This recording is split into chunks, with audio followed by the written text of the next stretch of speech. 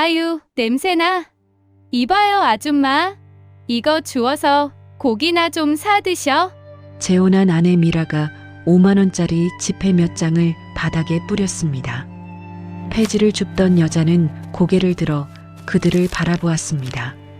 3년 전 가난의 상징이라며 버린 전처 영예였죠. 다 떨어진 옷에 굳은 살 박힌 손, 처절하게 망가진 모습을 보며 전 남편 진석은 속으로 쾌감을 느꼈고 내가 버린 여자의 말로가 이 꼴이구나 라며 그녀를 비웃었습니다.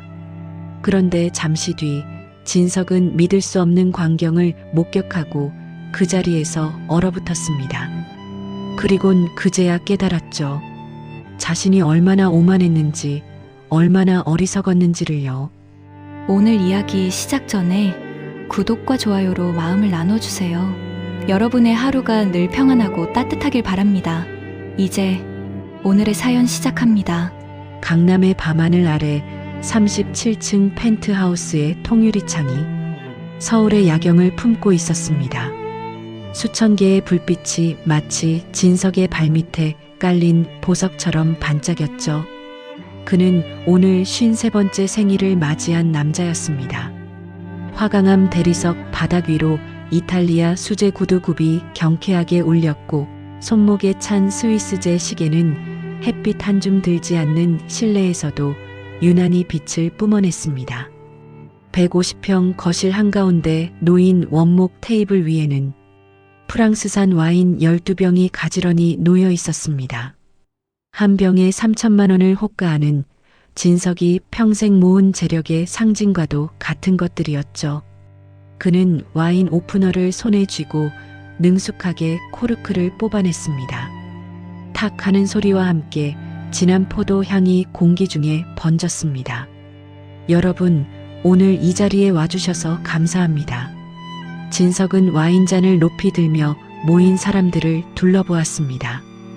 회사 임원들, 거래처 사장들, 그리고 얼굴만 익숙한 사교계 인사들까지 20명 남짓한 하객들은 저마다 고급 양복과 드레스를 차려입고 건배를 외쳤습니다. 플래시가 터지고 축하 인사가 오갔습니다. 모든 것이 완벽해 보였습니다. 하지만 진석의 콧등이 미세하게 움찔거렸습니다.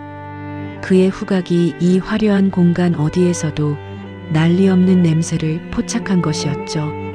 고등어 굽는 비릿한 냄새, 환영처럼 스쳐 지나가는 그 냄새에 진석은 저도 모르게 눈살을 찌푸렸습니다. 25년 전 월세방 쪽방에서 영애가 작은 가스레인지 위에 고등어를 올려놓던 그 장면이 떠올랐기 때문입니다. 기름이 튀고 연기가 피어오르고 그 속에서 영애는 생선을 뒤집으며 웃었었죠. 진석은 와인을 한 모금 삼키며 그 기억을 지워버리려 했습니다. 당시 그에게 그 식탁은 가난의 상징이었고 영애의 손때 묻은 국자와 낡은 앞치마는 혐오의 대상이었습니다. 그래서 3년 전 그는 그 모든 것을 버렸습니다.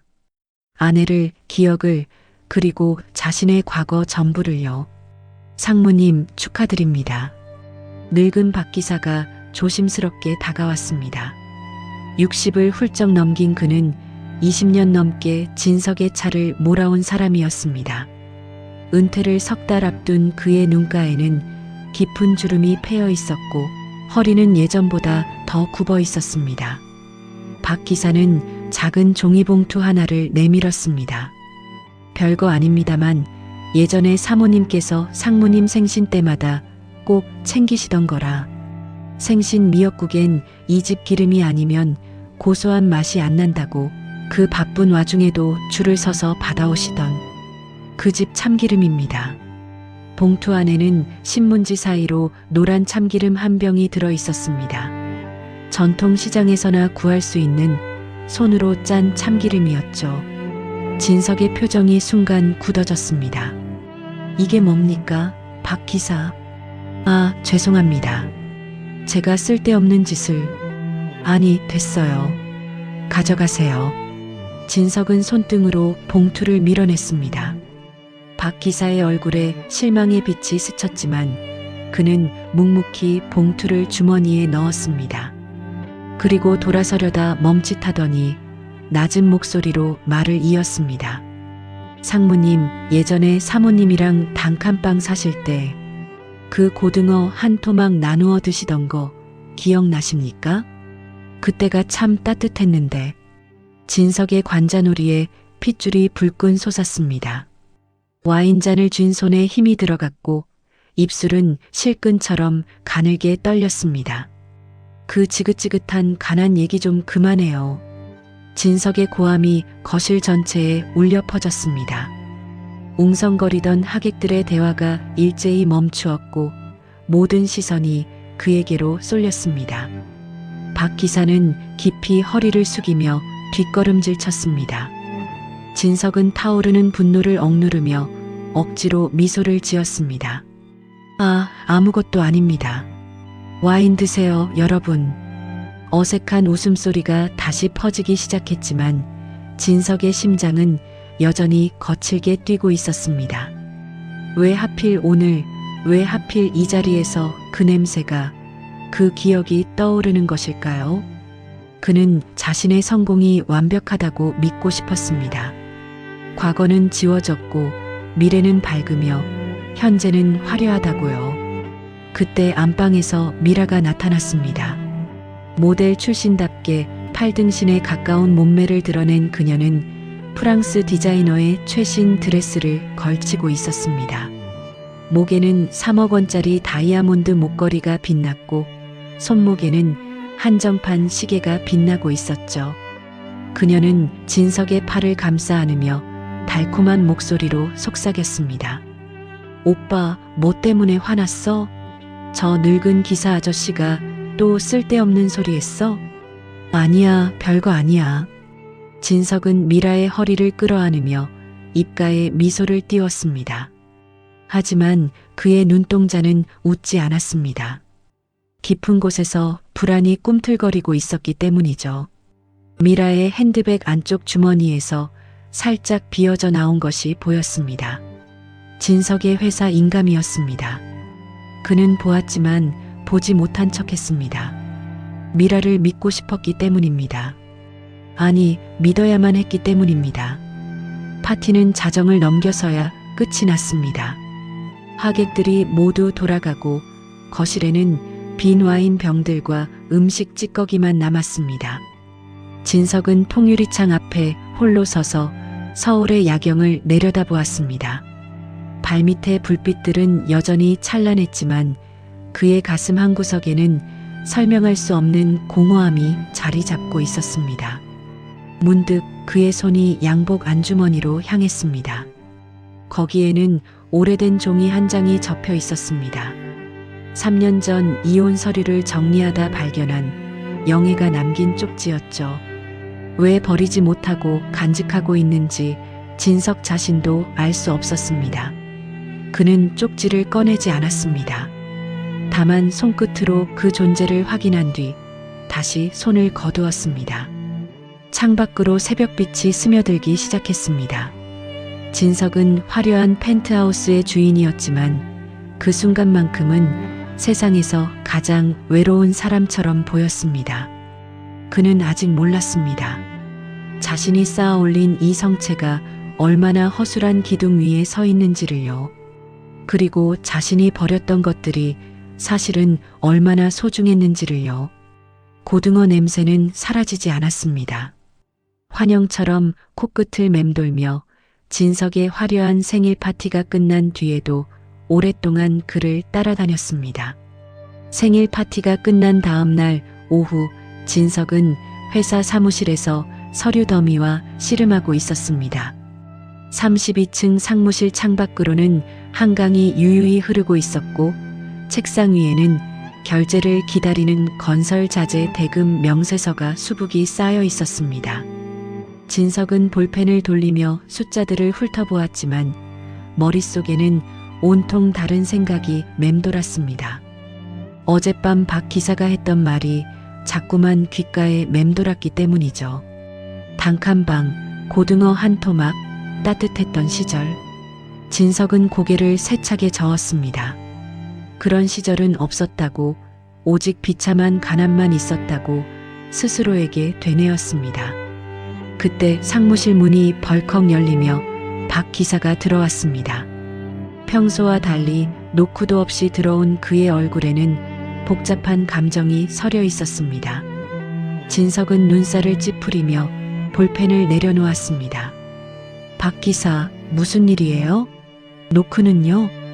박 기사는 잠시 망설이더니 조심스럽게 입을 열었습니다. 그의 목소리는 평소보다 한 톤 낮았고 어깨는 움츠러들어 있었습니다. 상무님, 드릴 말씀이 있어서요. 사실 어제 파티 끝나고 집에 가다가 우연히. 뭔데요? 빨리 말해요. 전 사모님 소식을 들었습니다. 진석의 손이 멈추었습니다. 전 사모님이라는 단어가 공기 중에 무겁게 떠올랐습니다. 영애. 3년 전 이혼장에 도장을 찍고 떠나간 여자. 진석은 애써 무심한 표정을 지으며 서리로 시선을 돌렸습니다. 그래서요? 나랑 무슨 상관인데? 성북동 뒷골목에서 폐지를 줍고 계신다고 합니다. 진석의 볼펜이 책상 위로 떨어졌습니다. 폐지라는 단어가 귀를 파고들었고 그의 심장이 한 박자 빠르게 뛰었습니다. 하지만 그것이 놀라움 때문인지 쾌감 때문인지는 진석 자신도 알 수 없었습니다. 폐지요? 영애가? 네, 상무님. 다 떨어진 옷을 입고 리어카를 끌면서. 박 기사의 말이 채 끝나기도 전에 진석의 입꼬리가 미세하게 올라갔습니다. 그는 그 웃음을 감추려 했지만 실패했습니다. 가슴 한구석에서 어두운 만족감이 피어올랐기 때문이죠. 내가 버린 여자가 저 꼴이 되었구나. 역시 나 없이는 아무것도 못하는 여자였어. 하지만 박 기사의 다음 말이 그 만족감에 찬물을 끼얹었습니다. 상무님, 그런데 제가 왜 이 말씀을 드리냐면요. 박 기사는 깊이 숨을 들이쉬더니 진석의 눈을 똑바로 바라보았습니다. 20년 넘게 운전사로 일하며 한 번도 보여준 적 없는 단호한 눈빛이었습니다. 화려한 게 전부가 아닙니다, 상무님. 진정한 가치는 화려함 속에 있지 않아요. 진석은 순간 얼어붙었습니다. 일개 운전사가 감히 자신에게 훈계를 한다는 사실에 분노가 치밀어 올랐습니다. 하지만 그보다 더 그를 불편하게 만든 것은 박 기사의 말이 어딘가 옳게 느껴진다는 사실이었죠. 박 기사, 당신이 무슨... 전 사모님이 예전에 제 아들 수술비를 마련해 주셨습니다. 진석의 눈이 휘둥그레졌습니다. 처음 듣는 이야기였습니다. 뭐라고요? 15년 전 일입니다. 제 막내가 심장 수술을 받아야 했는데 돈이 없었어요. 상무님께 말씀드리기가 죄송해서 차마 입을 못 열고 있었는데 전 사모님이 먼저 눈치를 채셨죠. 당신 몰래 친정에서 돈을 빌려서 저한테 주셨습니다. 갚지 않아도 된다고, 아이 건강이 먼저라고 하셨어요. 진석은 아무 말도 할 수 없었습니다. 영애가 그런 일을 했다는 것도 놀라웠지만 자신이 전혀 몰랐다는 사실이 더 충격이었습니다. 25년을 함께 살면서 그는 아내에 대해 얼마나 알고 있었던 걸까요? 그래서 뭐 어쩌라고요? 진석은 퉁명스럽게 대꾸했습니다. 하지만 그의 목소리에는 평소의 위엄이 없었습니다. 오히려 어딘가 흔들리는 떨림이 묻어 있었죠.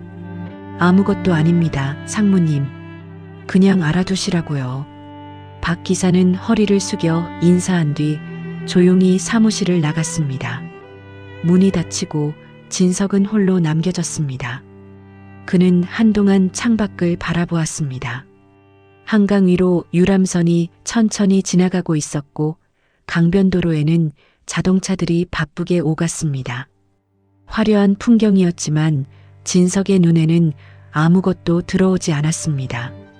진정한 가치는 화려함 속에 있지 않다. 박 기사의 말이 메아리처럼 머릿속을 맴돌았습니다. 진석은 그 말을 부정하고 싶었습니다. 자신이 쌓아 올린 모든 것이 이 펜트하우스와 고급 승용차와 수천만 원짜리 와인이 진정한 가치라고 믿고 싶었습니다. 하지만 가슴 한구석에서 미세한 균열이 생겨나고 있었습니다. 그는 양복 안주머니에서 낡은 쪽지를 꺼냈습니다. 3년 동안 한 번도 펼쳐보지 않았던 종이였죠. 영애의 손글씨가 빼곡히 적혀 있었습니다. 떨리는 손으로 쪽지를 펼쳤습니다. 당신 위장 안 좋으니까 찬물 마시지 마요. 아침에 항상 미지근한 물 먼저 마시고 커피는 하루에 2잔 이상 마시지 마요.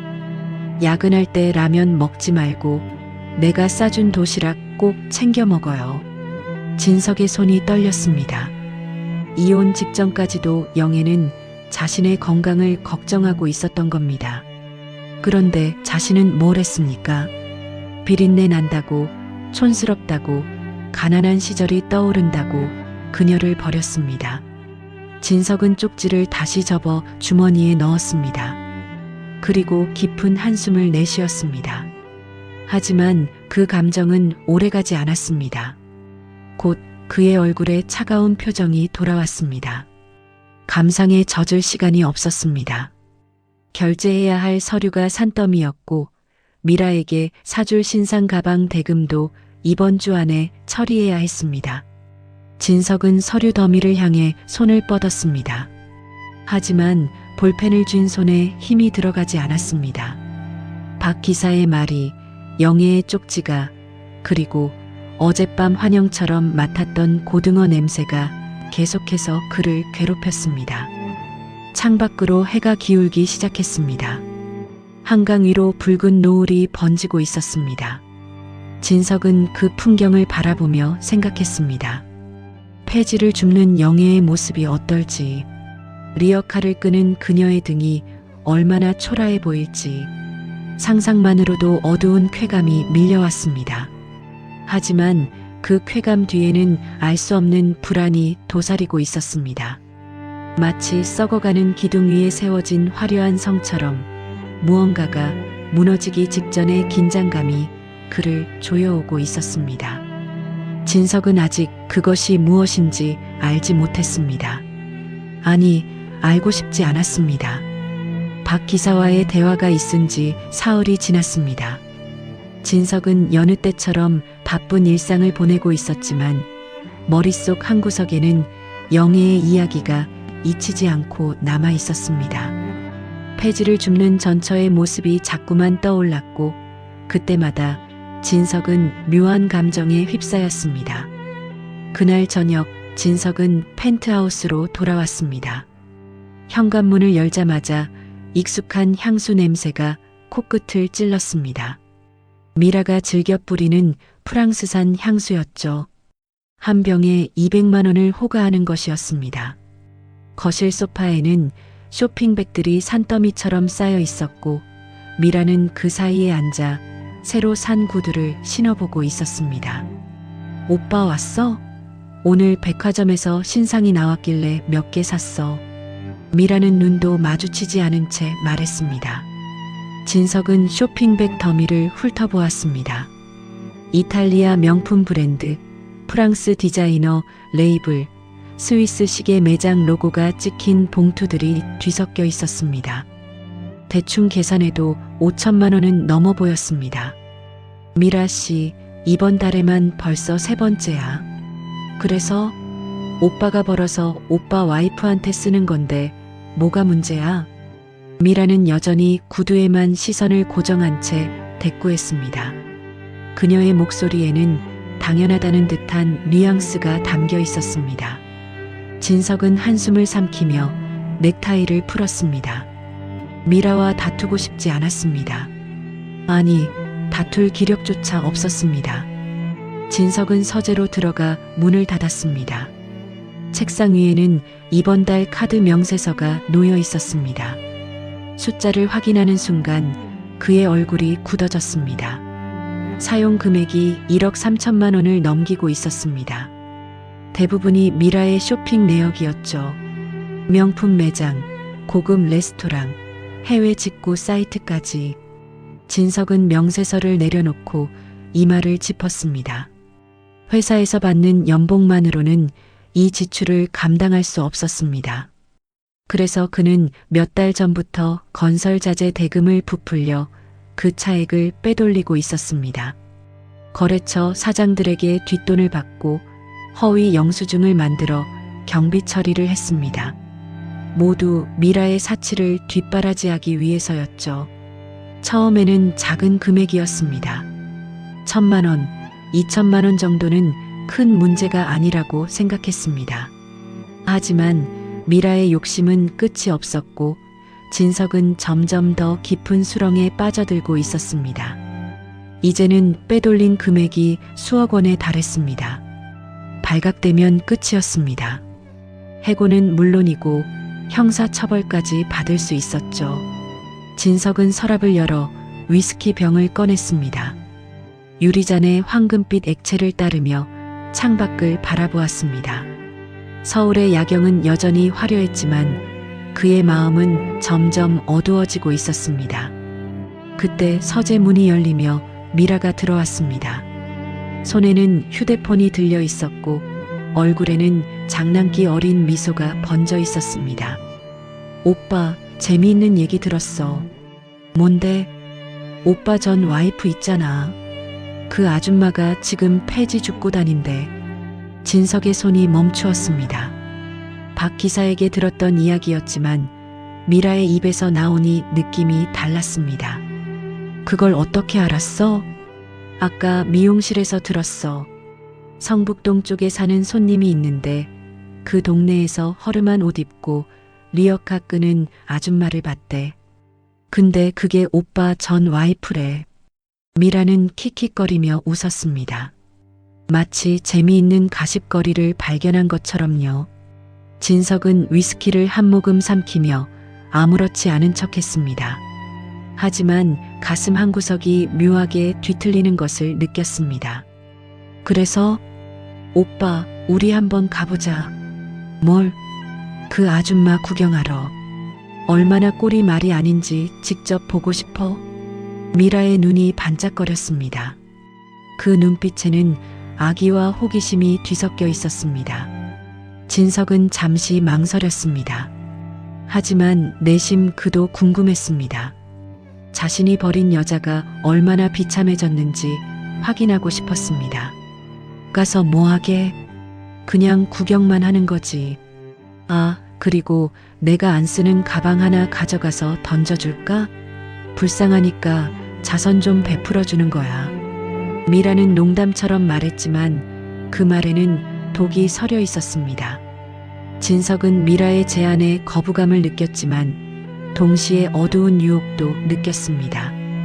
영애의 불행을 직접 목격하면 자신의 선택이 정당화될 것 같았습니다. 내가 떠난 게 옳았어. 저런 여자와 평생 살았으면 나도 저 꼴이 됐을 거야. 생각해 볼게. 진석은 모호하게 대답했습니다. 미라는 어깨를 으쓱하며 서재를 나갔습니다. 문이 닫히고 진석은 다시 혼자 남겨졌습니다. 그는 서랍 깊숙한 곳에서 낡은 가계부 한 권을 꺼냈습니다. 이혼할 때 영애가 두고 간 것이었죠. 버리려고 몇 번이나 쓰레기통에 넣었지만 결국 다시 꺼내 보관하고 있었습니다.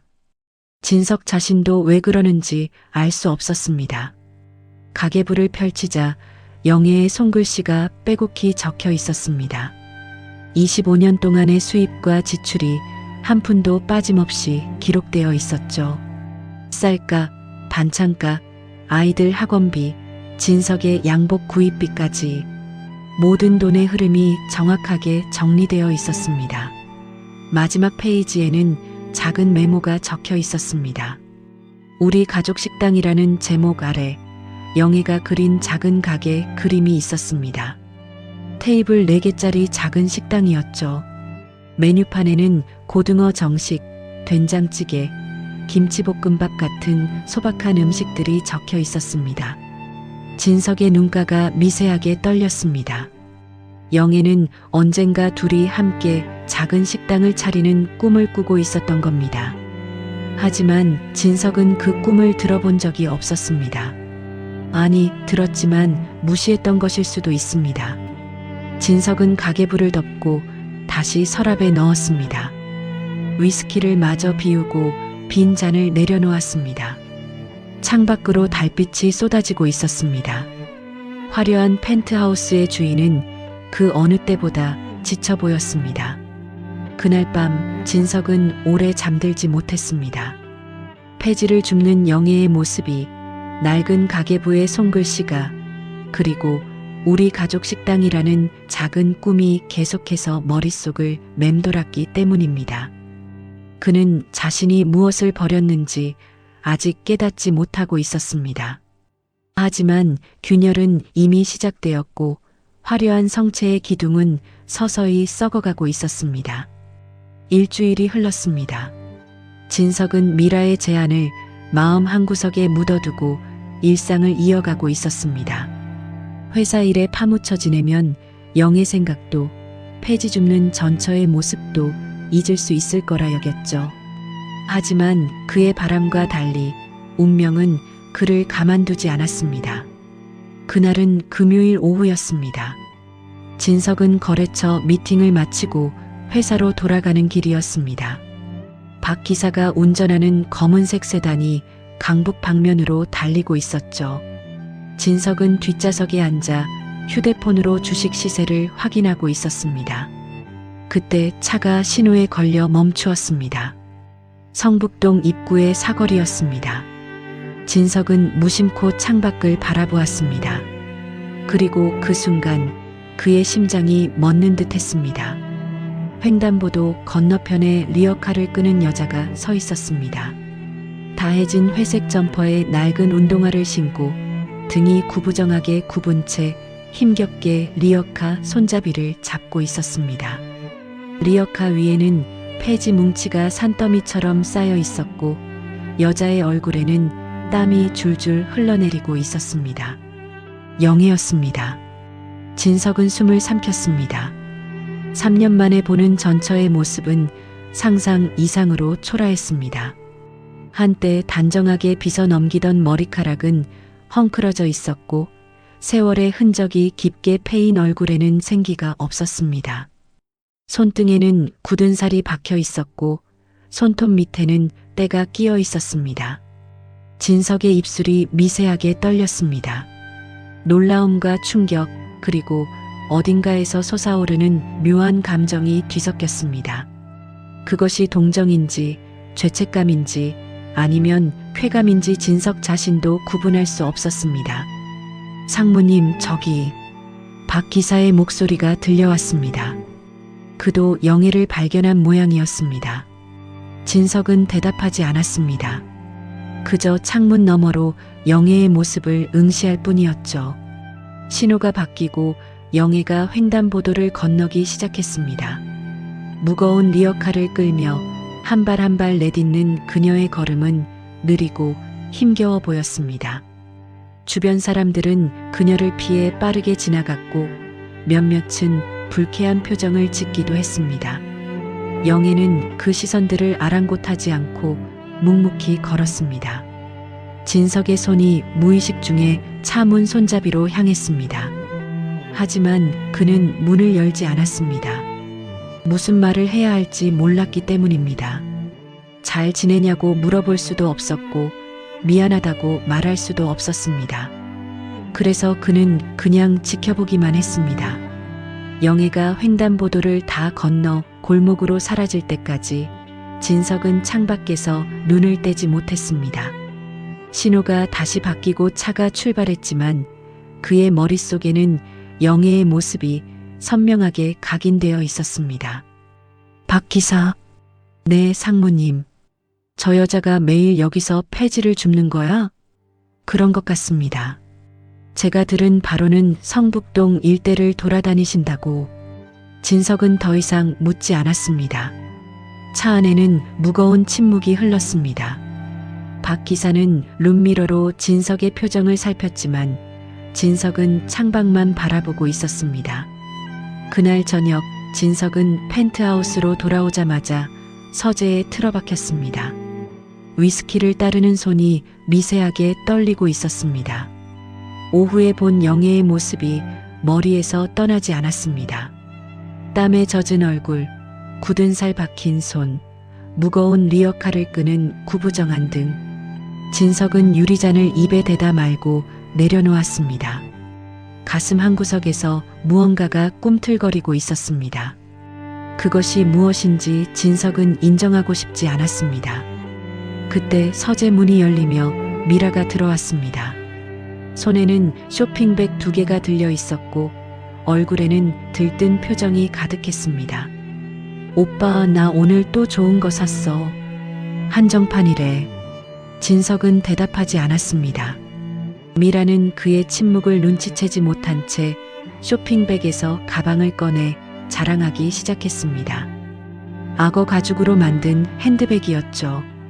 가격표는 보이지 않았지만 대충 3천만 원은 넘어 보였습니다. 오빠, 왜 그래? 얼굴이 안 좋아 보여. 오늘 영희를 봤어. 미라의 손이 멈추었습니다. 그녀의 눈이 호기심으로 반짝거렸습니다. 진짜? 어디서? 성북동 사거리에서. 리어카 끌고 폐지 줍고 있더라. 대박. 오빠가 직접 봤어? 어땠어? 진짜 거짓골이야? 미라의 목소리에는 흥분이 묻어 있었습니다. 진석은 그 반응에 불쾌함을 느꼈지만 동시에 자신도 비슷한 감정을 품고 있다는 사실이 더 불쾌했습니다. 그냥 지나가다 본 거야. 아, 그러지 말고 우리 진짜 가보자. 내가 전에 말했잖아. 가서 구경도 하고 가방 하나 던져주고 오자고. 미라는 악어 가죽 핸드백을 들어 흔들었습니다. 진석은 그녀를 바라보았습니다.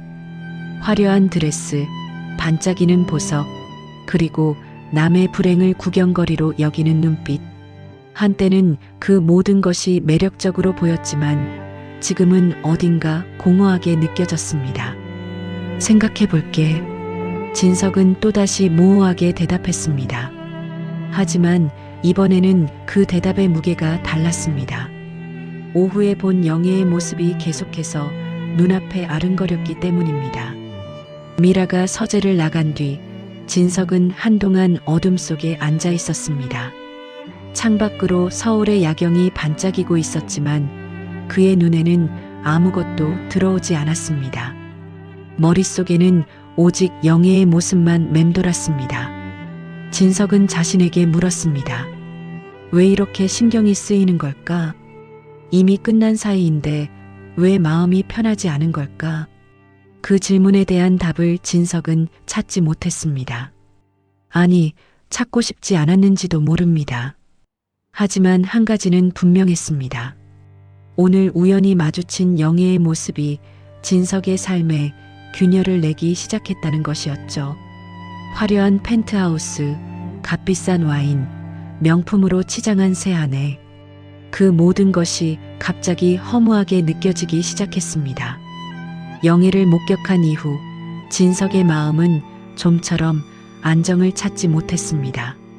낮에는 업무에 집중하려 애썼지만 밤이 되면 어김없이 그녀의 모습이 떠올랐습니다.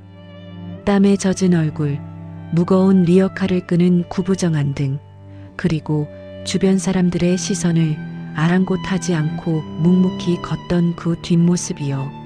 사흘째 되던 날 밤이었습니다. 진석은 서재에서 위스키를 홀짝이며 창밖을 바라보고 있었습니다. 미라는 친구들과 호텔 파티에 간다며 저녁부터 외출한 상태였죠.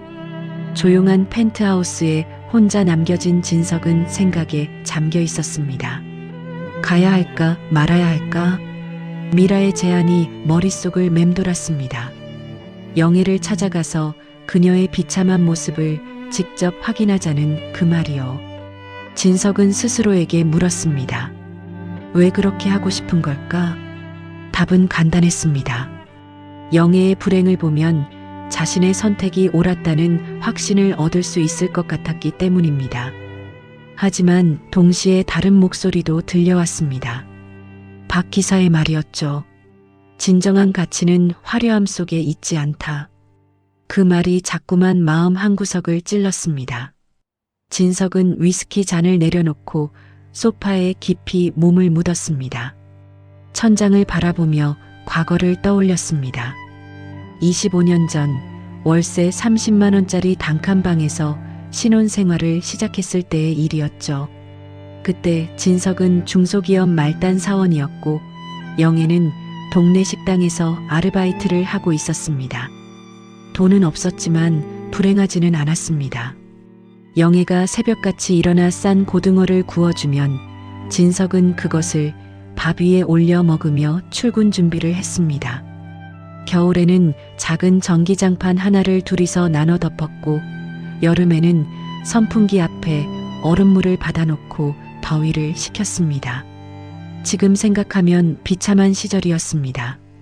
적어도 진석은 그렇게 기억하고 있었죠. 하지만 과연 그랬을까요? 진석의 기억 속 어딘가에서 다른 장면이 떠올랐습니다. 월급날 저녁 영애가 시장에서 삼겹살 2인분을 사와서 작은 가스버너에 구워주던 날이었습니다. 고기 굽는 냄새가 좁은 방 안가득 퍼졌고 둘은 소주 한 병을 나눠 마시며 웃었습니다. 여보, 우리 나중에 돈 많이 벌면 뭐 하고 싶어? 영애가 물었던 것 같습니다. 진석은 뭐라고 대답했을까요? 기억이 나지 않았습니다. 아마 큰 집에서 살고 싶다거나 좋은 차를 타고 싶다거나 그런 뻔한 대답을 했을 겁니다. 난 작은 식당 하나 차리고 싶어. 우리 가족 식당. 당신은 앞에서 손님 받고 나는 주방에서 요리하고 애들은 학교 끝나면 와서 숙제하고 그러면 좋겠다. 영애의 대답이 어렴풋이 떠올랐습니다. 진석은 그때 그 말을 대수롭지 않게 흘려들었습니다. 식당 같은 건 가난한 사람들이나 하는 거라고 우리는 더 크게 성공해야 한다고 생각했죠. 진석은 소파에서 몸을 일으켰습니다. 서재 한쪽 벽에는 액자들이 걸려 있었습니다. 회사 창립 기념사진, 해외 출장 때 찍은 사진, 그리고 미라와의 결혼 사진. 화려한 사진들이었지만 영애와 함께 찍은 사진은 단 한 장도 없었습니다. 이혼할 때 모두 버렸기 때문입니다. 진석은 책상 서랍을 열어 낡은 가계부를 다시 꺼냈습니다. 몇 번이나 펼쳐봤는지 이제는 손에 익숙했습니다. 마지막 페이지에 우리 가족 식당이라는 글씨를 다시 읽었습니다. 영애의 손글씨는 또박또박 정성스러웠습니다. 갑자기 가슴이 먹먹해졌습니다. 진석은 자신도 모르게 가계부를 꼭 쥐었습니다. 왜 이러는 걸까? 이미 끝난 일인데 왜 이렇게 마음이 흔들리는 걸까? 그때 현관문이 열리는 소리가 들렸습니다. 미라가 돌아온 모양이었습니다. 진석은 급히 가계부를 서랍에 넣고 표정을 정리했습니다. 오빠, 아직 안 잤어? 미라가 서재 문을 열며 말했습니다. 술 냄새가 은은하게 풍겼고 그녀의 얼굴은 상기되어 있었습니다. 파티 어땠어? 재밌었어. 근데 오빠 나 결정했어. 뭘? 이번 주말에 성북동 가자. 그 아줌마 보러. 진석은 대답하지 않았습니다. 미라는 그의 침묵을 동의로 받아들였는지 신이 나서 말을 이었습니다. 아까 파티에서 친구들한테 얘기했거든. 다들 완전 웃기다고 난리였어. 재벌 상무전 와이프가 폐지 줍는다니까. 우리 진짜 가서 구경하자. 내가 사진 찍어서 친구들한테 보여줄게. 진석의 얼굴이 굳어졌습니다. 미라의 말에서 악의가 느껴졌습니다. 하지만 더 불쾌한 것은 자기 자신이었습니다. 미라의 제안에 거부감을 느끼면서도 동시에 그 유혹에 끌리고 있었기 때문입니다. 알았어. 이번 주말에 가보자. 진석은 결국 그렇게 대답했습니다. 미라는 환하게 웃으며 서재를 나갔습니다. 문이 닫히고 진석은 다시 혼자 남겨졌습니다. 그는 창밖을 바라보았습니다. 서울의 야경은 여전히 찬란했지만 그의 마음은 어두웠습니다. 영애를 찾아가는 것이 옳은 일인지 확신할 수 없었습니다. 하지만 가지 않으면 평생 후회할 것 같았습니다. 아니, 후회라기보다는 확인하고 싶었습니다. 자신이 버린 여자가 얼마나 비참해졌는지, 그리고 자신의 선택이 정당했다는 것을요. 진석은 스스로를 설득했습니다. 그냥 구경만 하는 거야.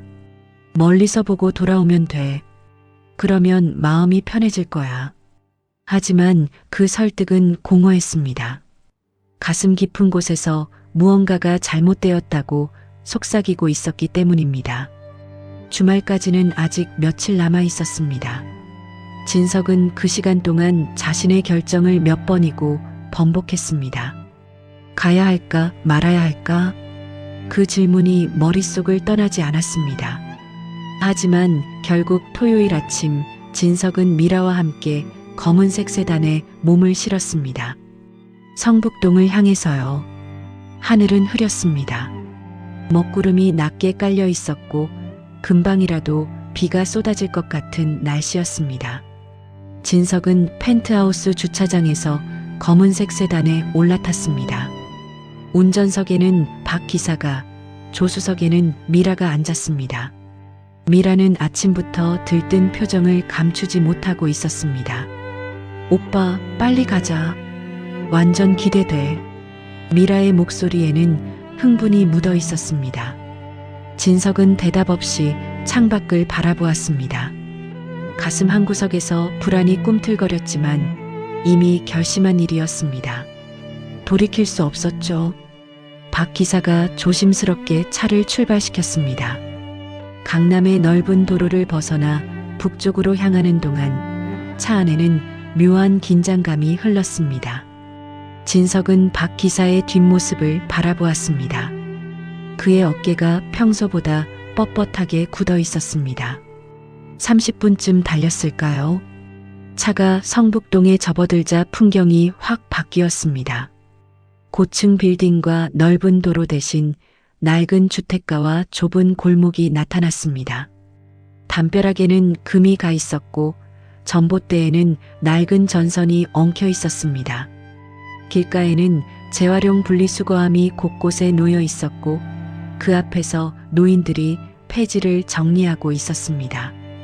여기가 맞아? 완전 시골 같네. 미라가 창밖을 내다보며 인상을 찌푸렸습니다. 진석도 같은 생각이었습니다. 자신이 살던 강남과는 완전히 다른 세계였죠. 상무님, 이 앞 골목으로 들어가면 될 것 같습니다. 박 기사가 조심스럽게 말했습니다.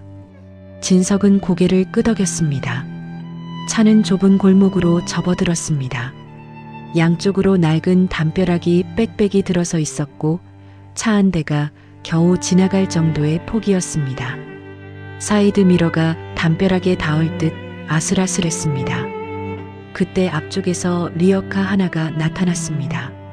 진석의 심장이 쿵 내려앉았습니다. 리어카를 끄는 사람은 회색 점퍼를 입은 여자였습니다. 다름 아닌 영애였죠. 저기다. 저 아줌마야. 미라가 손가락으로 가리키며 말했습니다. 진석은 아무 말도 할 수 없었습니다. 그저 영애의 모습을 바라볼 뿐이었죠. 일주일 전 멀리서 봤을 때보다 더 가까이에서 보니 그녀의 모습은 더욱 초라해 보였습니다. 영애는 리어카를 세우고 길가에 놓인 폐지 뭉치를 정리하고 있었습니다. 손에는 낡은 면장갑을 끼고 있었고 이마에는 땀이 맺혀 있었습니다. 그녀는 차가 다가오는 것을 알아챘는지 잠시 고개를 들어 이쪽을 바라보았습니다. 하지만 곧 시선을 돌려 다시 폐지를 정리하기 시작했습니다. 잠깐 세워요. 미라가 박 기사에게 말했습니다. 차가 멈추자 미라는 핸드백에서 지갑을 꺼냈습니다. 그 안에서 5만 원권 몇 장을 뽑아들었습니다. 뭐 하려고? 그냥 자선 베푸는 거지. 가서 이거 주고 올게. 미라는 씩 웃으며 차 문을 열었습니다. 진석은 그녀를 말리려 했지만 입이 떨어지지 않았습니다. 몸이 얼어붙은 것처럼 움직일 수 없었죠. 미라가 차에서 내려 영애에게 다가갔습니다. 하이힐을 신은 그녀의 발이 흙먼지 가득한 골목길을 밟았습니다. 영애는 고개를 들어 미라를 바라보았습니다. 두 여자의 시선이 마주쳤습니다. 이봐요, 아줌마. 이거 주워서 고기나 좀 사드셔. 미라는 5만 원권 몇 장을 영애 앞에 바닥에 뿌렸습니다. 지폐가 흙먼지 위로 나뒹굴었습니다. 미라는 코를 막으며 인상을 찌푸렸습니다. 아유, 냄새나. 씻지도 않고 다녀요? 진석은 차 안에서 그 광경을 지켜보았습니다. 가슴이 조여왔습니다. 수치심과 죄책감, 그리고 알 수 없는 분노가 뒤섞여 올라왔습니다. 하지만 그는 여전히 움직일 수 없었습니다. 영애는 바닥에 떨어진 지폐를 내려다보았습니다. 그녀의 표정은 담담했습니다. 분노도 슬픔도 수치심도 보이지 않았습니다. 마치 먼 곳을 바라보는 것 같은 고요한 눈빛이었죠. 그때였습니다. 골목 어귀에서 검은색 대형 승합차 3대가 나타났습니다. 차들은 영애 앞에 멈추었고 문이 열리며 정장 차림의 사람들이 쏟아져 나왔습니다. 10명은 좋게 되어 보이는 그들은 일사불란하게 영애 앞에 도열했습니다. 회장님, 이번 달 보고서 가져왔습니다. 선두에 선 중년 남자가 허리를 깊이 숙이며 말했습니다. 그의 손에는 두꺼운 서류 뭉치가 들려 있었습니다. 저희 블루 페이퍼가 가진 재활용 기술에 독일 대기업이 어마어마한 돈을 투자하기로 결정했습니다. 회장님, 지금 오후에 있을 새 공장 착공식 때문에 본사 간부들이 현장에 다 모여서 회장님만 기다리고 있습니다. 어서 가셔야 합니다. 이동하시죠. 진석의 눈이 휘둥그레졌습니다. 회장님, 블루페이퍼라는 단어가 귀를 때렸습니다. 미라도 얼어붙은 표정으로 그 광경을 바라보고 있었습니다. 영애는 담담하게 서류를 받아들었습니다. 그리고 천천히 고개를 돌려 미라를 바라보았습니다. 그녀의 눈빛은 차가웠습니다. 하지만 분노보다는 연민에 가까운 감정이 담겨 있는 것 같았습니다. 구경 다 하셨으면 가세요. 영애의 목소리는 낮고 단호했습니다. 여긴 땀 흘려 일하는 사람들 공간입니다. 미라는 아무 말도 하지 못했습니다.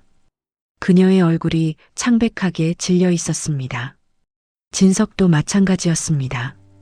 차 안에서 굳어버린 채 그 광경을 지켜볼 수밖에 없었죠. 영애는 더 이상 그들을 쳐다보지 않았습니다. 수행원들과 함께 승합차에 오르며 떠나갔습니다. 골목에는 진석과 미라 그리고 박 기사만 남겨졌습니다. 바닥에 뿌려진 5만 원권 지폐들이 바람에 나뒹굴고 있었습니다. 진석은 그제야 깨달았습니다. 자신이 버린 여자가 폐지 줍는 거지가 아니었다는 것을요. 그리고 자신이 얼마나 오만했는지, 얼마나 어리석었는지요. 세상이 뒤집어진 것 같았습니다. 아니, 원래부터 뒤집어져 있었는데 이제야 제대로 보게 된 것인지도 몰랐습니다. 성북동에서 돌아오는 길, 차 안은 무거운 침묵으로 가득했습니다. 미라는 조수석에서 창밖만 바라보고 있었고 진석은 뒷좌석에 깊이 몸을 묻은 채 아무 말도 하지 않았습니다. 오직 박 기사만이 묵묵히 핸들을 잡고 있었죠. 차가 강남으로 접어들 무렵 박 기사가 조심스럽게 입을 열었습니다. 상무님, 전 사모님 얘기를 좀 더 해도 될까요? 진석은 대답하지 않았습니다. 하지만 박 기사는 그 침묵을 허락으로 받아들였는지 말을 이어갔습니다. 20년 전 일입니다. 제 막내가 심장 수술을 받아야 했을 때요. 전 사모님이 도와주셨다는 얘기는 전해드렸죠. 근데 그게 전부가 아니었습니다. 진석의 눈이 미세하게 움직였습니다. 박 기사의 뒷모습을 바라보며 귀를 기울였죠. 수술 후에도 사모님은 매달 제 집에 쌀을 보내주셨어요. 아이 영양제도 챙겨주시고 학원비도 대주셨습니다. 전부 상무님 몰래요. 당신이 알면 기분 나빠하실 거라고 그냥 우리끼리 비밀로 하자고 하셨죠. 진석의 손이 무릎 위에서 꽉 쥐어졌습니다. 전혀 몰랐던 이야기였습니다. 그때 제가 물었습니다. 왜 이렇게까지 해주시냐고요. 그랬더니 사모님이 이렇게 말씀하셨어요. 박 기사는 잠시 말을 멈추었습니다. 그의 목소리가 살짝 떨리는 것 같았습니다. 박 기사님 가족이 우리 가족이에요. 우리 집에서 20년 넘게 일해주셨잖아요. 그 정도는 당연한 거예요. 차 안에 다시 침묵이 흘렀습니다. 진석은 입술을 꽉 깨물었습니다. 영애가 그런 사람이었다는 것을 왜 몰랐을까요? 아니, 알았지만 외면했던 것일지도 모릅니다. 미라가 짜증 섞인 목소리로 끼어들었습니다. 아저씨, 그 얘기가 지금 왜 중요해요? 그 여자가 회장이든 뭐든 상관없잖아요. 박 기사는 대답하지 않았습니다. 그저 묵묵히 운전만 계속했죠. 진석도 미라의 말에 반응하지 않았습니다. 머릿속이 복잡했기 때문입니다. 펜트하우스에 도착한 뒤 미라는 씩씩거리며 안방으로 들어가 버렸습니다. 진석은 서재로 향했습니다. 문을 닫고 소파에 앉았지만 도무지 마음이 진정되지 않았습니다. 영애가 회장이라니, 폐지를 줍던 그 여자가 기업의 총수라니 믿기 어려웠습니다. 하지만 그보다 더 마음에 걸리는 것은 박 기사의 이야기였습니다. 20년 동안 영애가 박 기사 가족을 도왔다는 사실, 그리고 그것을 자신에게 철저히 숨겼다는 사실이요. 진석은 휴대폰을 꺼내 검색창에 블루페이퍼라는 단어를 입력했습니다. 검색 결과가 쏟아져 나왔습니다. 친환경 폐자원 유통기업 스마트 리사이클링 시스템의 선두주자, 최근 3년간 매출 10배 성장, 그리고 그 기업의 대표이사 이름이 눈에 들어왔습니다. 김영애. 진석의 손이 떨렸습니다. 기사를 읽어 내려갔습니다. 영애는 이혼 후 평생 써온 가계부의 기록을 바탕으로 폐자원 유통 시스템을 분석했다고 합니다. 어느 동네에서 어떤 폐지가 얼마나 나오는지, 어떤 시간대에 수거하면 효율적인지, 그 모든 데이터를 25년간 직접 기록해왔던 것이죠. 그리고 그 데이터를 디지털화하여 플랫폼을 만들었습니다. 폐지 수거 노인들과 재활용 업체를 연결하는 시스템이었죠. 노인들은 더 나은 가격을 받을 수 있게 되었고, 업체들은 효율적으로 폐자원을 수거할 수 있게 되었습니다. 그것이 블루페이퍼의 시작이었습니다. 진석은 휴대폰을 내려놓았습니다. 손으로 얼굴을 감싸며 깊은 한숨을 내쉬었습니다. 영애가 매일 아침 꼼꼼히 적던 그 가계부가 이렇게 거대한 사업의 밑거름이 될 줄은 꿈에도 몰랐습니다. 그때 서재 문이 열리며 박 기사가 들어왔습니다. 손에는 작은 종이봉투가 들려 있었습니다. 상무님, 이건 제가 오래 보관하고 있던 겁니다. 전 사모님이 이혼하실 때 저한테 맡기신 거예요. 진석은 고개를 들어 박 기사를 바라보았습니다. 박 기사는 종이봉투를 책상 위에 올려놓았습니다. 언젠가 상무님이 필요할 때 드리라고 하셨습니다. 오늘이 그날인 것 같습니다. 박 기사는 허리를 숙여 인사한 뒤 조용히 서재를 나갔습니다. 진석은 한동안 종이봉투를 바라보았습니다. 손을 뻗어 봉투를 열었습니다. 안에는 낡은 사진 한 장과 손편지가 들어 있었습니다. 사진은 25년 전 신혼 시절의 것이었습니다. 단칸방 앞에서 찍은 사진이었죠. 젊은 진석과 영애가 환하게 웃고 있었습니다. 영애의 손에는 고등어 2마리가 들려 있었고, 진석은 그녀의 어깨를 감싸고 있었습니다. 손편지를 펼쳤습니다. 영애의 손글씨가 빼곡히 적혀 있었습니다. 여보, 이 편지를 읽고 있다면 우리는 이미 남남이 되어 있겠죠. 원망은 안 해요. 당신이 원하는 삶을 살아요. 다만 한 가지만 기억해줘요. 우리가 가난했을 때 그때가 제일 행복했어요. 당신 곁에 있는 것만으로 충분했으니까요. 언젠가 당신도 그걸 알게 될 거예요. 진정한 가치는 화려함 속에 있지 않다는 걸요. 진석의 눈에서 뜨거운 것이 흘러내렸습니다. 박 기사가 했던 말과 똑같은 문장이었습니다. 영애가 박 기사에게 그 말을 전해달라고 부탁했던 것이죠. 진석은 편지를 가슴에 꼭 끌어안았습니다. 그리고 처음으로 자신이 무엇을 잃어버렸는지 깨달았습니다. 화려한 펜트하우스도 고급 승용차도 명품 시계도 아무 의미가 없었습니다. 진짜 소중한 것은 3년 전에 자신의 손으로 버렸기 때문입니다. 영애의 편지를 읽은 뒤 진석은 며칠간 깊은 혼란에 빠져 있었습니다. 회사에 출근해도 업무에 집중할 수 없었고 집에 돌아와도 마음이 편하지 않았습니다. 영애의 손글씨가 신혼 시절 사진 속 그녀의 미소가 자꾸만 떠올랐기 때문입니다. 일주일쯤 지났을 무렵 진석은 충동적인 결심을 내렸습니다. 영애를 다시 만나보기로요. 성북동에서의 굴욕적인 만남 이후로 한 번도 연락하지 못했지만 무언가 말을 해야 할 것 같았습니다. 사과든 해명이든 아니면 그저 안부든요. 블루 페이퍼의 본사 주소를 검색하는 것은 어렵지 않았습니다. 강북의 한적한 공업지대에 위치한 3층짜리 건물이었죠.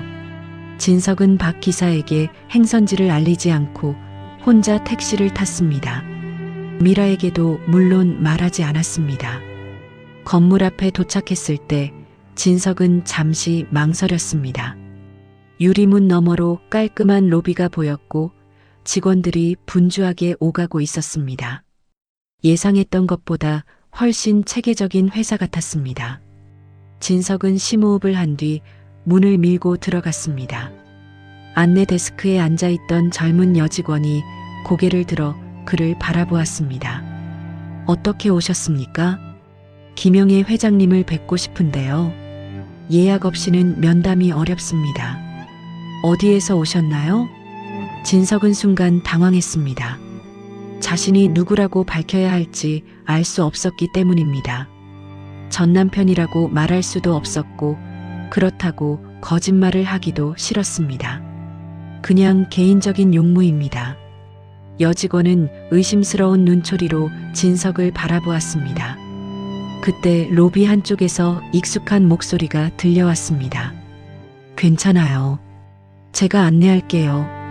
고개를 돌리니 박 기사가 서 있었습니다. 진석은 눈을 크게 떴습니다. 왜 박 기사가 여기 있는 걸까요? 박 기사, 당신이 왜? 저도 이 회사에서 일하고 있습니다. 은퇴 후에 회장님께서 저를 불러주셨어요. 노인 수거원들 복지 담당으로요. 진석은 할 말을 잃었습니다. 영애는 박 기사까지 챙기고 있었던 겁니다. 자신이 몰랐던 세계가 점점 더 넓어지는 느낌이었습니다. 박 기사의 안내를 받아 3층 회장실로 올라갔습니다. 복도 벽에는 폐지 수거 노인들의 사진이 걸려 있었습니다. 한 장 한 장에 이름과 간단한 소개가 적혀 있었죠. 김순자 어르신 78세 30년 경력, 박정우 어르신 81세 40년 경력. 이런 식으로요. 진석은 그 사진들을 바라보며 발걸음을 멈추었습니다. 이 사람들이 영애가 챙기는 사람들이구나. 자신이 비웃었던 폐지 줍는 노인들이 여기서는 존경받는 선배들로 대우받고 있었습니다. 회장실 문 앞에서 박 기사가 멈추었습니다. 회장님, 손님 오셨습니다. 문 안쪽에서 잠시 침묵이 흐른 뒤 낮고 차분한 목소리가 들려왔습니다. 들어오세요. 박 기사가 문을 열어주었습니다. 진석은 떨리는 다리를 이끌고 안으로 들어갔습니다. 회장실은 의외로 소박했습니다. 커다란 책상과 책장, 그리고 낡은 소파 하나가 전부였죠. 벽에는 가족사진 대신 폐자원 재활용 공정도가 걸려 있었습니다. 영애는 책상 뒤에 앉아 서류를 검토하고 있었습니다. 성북동에서 봤던 회색 점퍼 대신 깔끔한 정장을 입고 있었지만 얼굴에는 여전히 세월의 흔적이 남아 있었습니다. 그녀는 서류에서 눈을 떼지 않은 채 말했습니다. 앉으세요. 진석은 소파에 조심스럽게 앉았습니다. 무슨 말부터 해야 할지 알 수 없었습니다. 영애는 서류를 정리한 뒤에야 천천히 고개를 들어 그를 바라보았습니다. 무슨 일로 오셨어요? 그냥 얘기 좀 하고 싶어서. 할 얘기가 뭐가 있어요? 3년 전에 다 끝났잖아요. 영애의 목소리는 차가웠지만 분노나 원망은 느껴지지 않았습니다. 오히려 체념에 가까운 담담함이었죠. 영애야, 너 그때 왜 리어카를 끌고 있었어? 영애의 입꼬리가 미세하게 올라갔습니다. 비웃음 같기도 하고 쓸쓸한 미소 같기도 했습니다. 현장을 알아야 사업을 할 수 있으니까요. 어르신들이 얼마나 힘들게 일하시는지, 어떤 불편함이 있는지 직접 체험해 봐야죠. 그래야 제대로 된 시스템을 만들 수 있으니까요. 진석은 아무 말도 할 수 없었습니다. 그가 비웃으러 갔던 그 모습이 사실은 철저한 현장 조사였던 겁니다. 자신의 오만함이 부끄러웠습니다. 미안해. 진석의 입에서 저도 모르게 말이 흘러나왔습니다. 영애는 눈을 깜빡이며 그를 바라보았습니다. 뭐가요? 지난번에 미라가 그렇게 했을 때 내가 막았어야 했는데, 그리고 그 전에도 3년 전에도 25년 동안도 나 정말 잘못 살았어. 영애는 한동안 진석을 바라보았습니다. 그녀의 눈에 복잡한 감정이 스쳐 지나갔습니다. 하지만 곧 그녀는 시선을 돌리며 창밖을 바라보았습니다. 이제 와서 그런 말해도 소용없어요. 전 이미 제 길을 찾았고 당신도 당신 길을 가면 돼요. 영애야, 돌아가세요. 전 바빠요. 영애는 다시 서류를 집어들었습니다. 대화는 끝났다는 신호였죠. 진석은 천천히 자리에서 일어났습니다. 문을 향해 걸어가다 멈추어 뒤를 돌아보았습니다. 그 편지 잘 받았어. 고마워. 영애의 손이 미세하게 떨리는 것이 보였습니다. 하지만 그녀는 고개를 들지 않았습니다. 진석은 더 이상 말하지 않고 회장실을 나왔습니다. 문이 닫히는 순간 그는 알았습니다. 이것이 끝이 아니라 시작이라는 것을요. 블루 페이퍼 본사를 나선 진석은 택시를 타지 않고 걸었습니다. 머릿속이 복잡했기 때문입니다. 영애와의 짧은 대화가 계속해서 맴돌았습니다. 그녀의 차가운 목소리, 담담한 눈빛, 그리고 돌아가세요라는 단호한 말이요. 진석은 자신이 무엇을 기대했는지 스스로에게 물었습니다. 용서를 바랐던 걸까요? 아니면 화해를 원했던 걸까요? 어쩌면 둘 다였는지도 모릅니다. 1시간쯤 걸었을까요? 어느새 해가 지고 있었습니다. 진석은 낯선 동네의 작은 공원 벤치에 앉았습니다. 주변에는 아이들이 뛰어놀고 있었고 노부부가 손을 잡고 산책하고 있었습니다. 평범한 일상의 풍경이었지만 진석에게는 모든 것이 낯설게 느껴졌습니다. 그때 휴대폰이 울렸습니다. 회사 전화였습니다. 진석은 잠시 망설이다 통화 버튼을 눌렀습니다. 상무님, 큰일 났습니다. 재무팀 김 과장의 다급한 목소리가 들려왔습니다. 진석의 등줄기에 찬 기운이 흘렀습니다. 무슨 일이야? 감사팀에서 자재 대금 장부를 조사하고 있습니다. 상무님, 결제 내역 전부요. 진석의 심장이 쿵 하고 내려앉았습니다. 손에 땀이 흥건하게 배어났습니다. 지난 몇 년간 미라의 사치를 뒷바라지하기 위해 부풀렸던 자재 대금들이 떠올랐습니다. 허위 영수증, 거래처와의 뒷거래, 빼돌린 공금, 그 모든 것이 밝혀지면 끝이었습니다.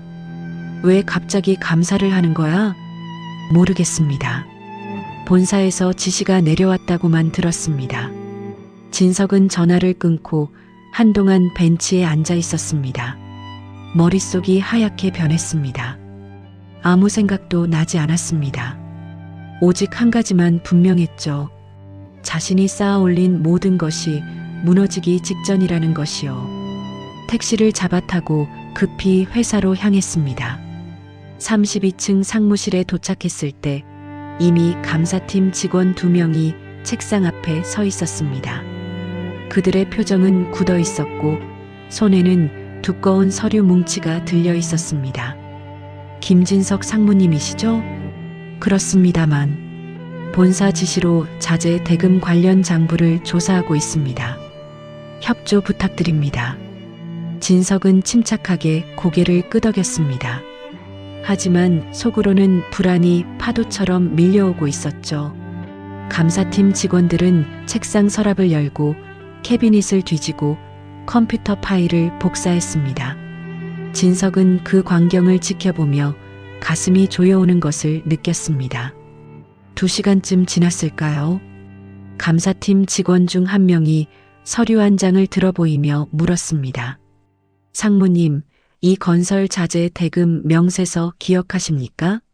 실제 거래 금액과 장부 금액이 3억 원 이상 차이가 납니다. 진석의 얼굴이 창백하게 질렸습니다. 그것은 1년 전 미라의 해외여행 비용을 마련하기 위해 조작했던 명세서였습니다. 증거가 남아있을 줄은 몰랐습니다. 그건 거래처 측 실수일 겁니다. 거래처에 확인했습니다. 그쪽에서는 다른 금액으로 기록되어 있더군요. 더 이상 변명할 수 없었습니다. 진석은 입을 다물었습니다. 감사팀 직원들은 서류를 정리하며 말했습니다. 내일 본사 회의실로 출석해 주십시오. 상세한 조사가 진행될 예정입니다. 그들이 떠난 뒤 진석은 텅 빈 상무실에 홀로 남겨졌습니다. 창밖으로 서울의 야경이 반짝이고 있었지만 그의 눈에는 아무것도 들어오지 않았습니다.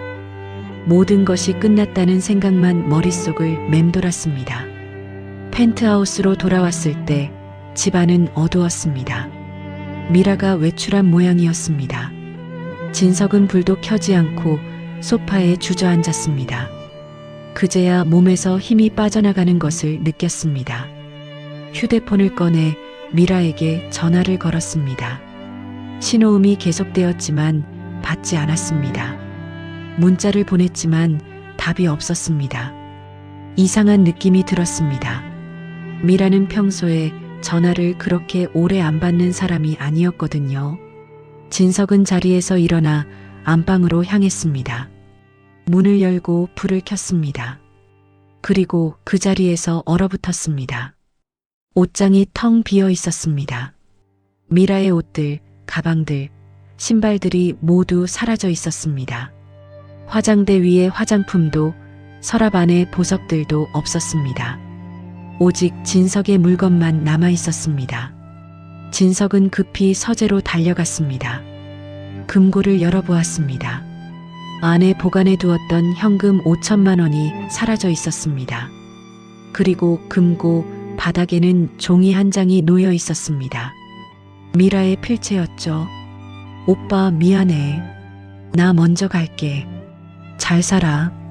진석의 손에서 종이가 떨어졌습니다. 무릎에 힘이 풀려 바닥에 주저앉았습니다. 미라가 도망친 겁니다. 회사 감사 소식을 듣고 먼저 빠져나간 것이죠. 어쩌면 처음부터 이런 날을 대비하고 있었는지도 모릅니다. 진석은 텅 빈 금고를 바라보며 쓰게 웃었습니다. 자신이 영애를 버리고 선택한 여자가 이렇게 자신을 버리고 떠났습니다. 인과응보라는 말이 이런 것일까요? 하늘이 무너지는 것 같았습니다. 그날 밤 진석은 한숨도 자지 못했습니다. 어둠 속에서 천장을 바라보며 지난 3년을 되돌아보았습니다. 화려함을 쫓아 달려왔지만 결국 손에 남은 것은 아무것도 없었습니다. 영애의 편지에 적혀있던 말이 떠올랐습니다. 진정한 가치는 화려함 속에 있지 않다.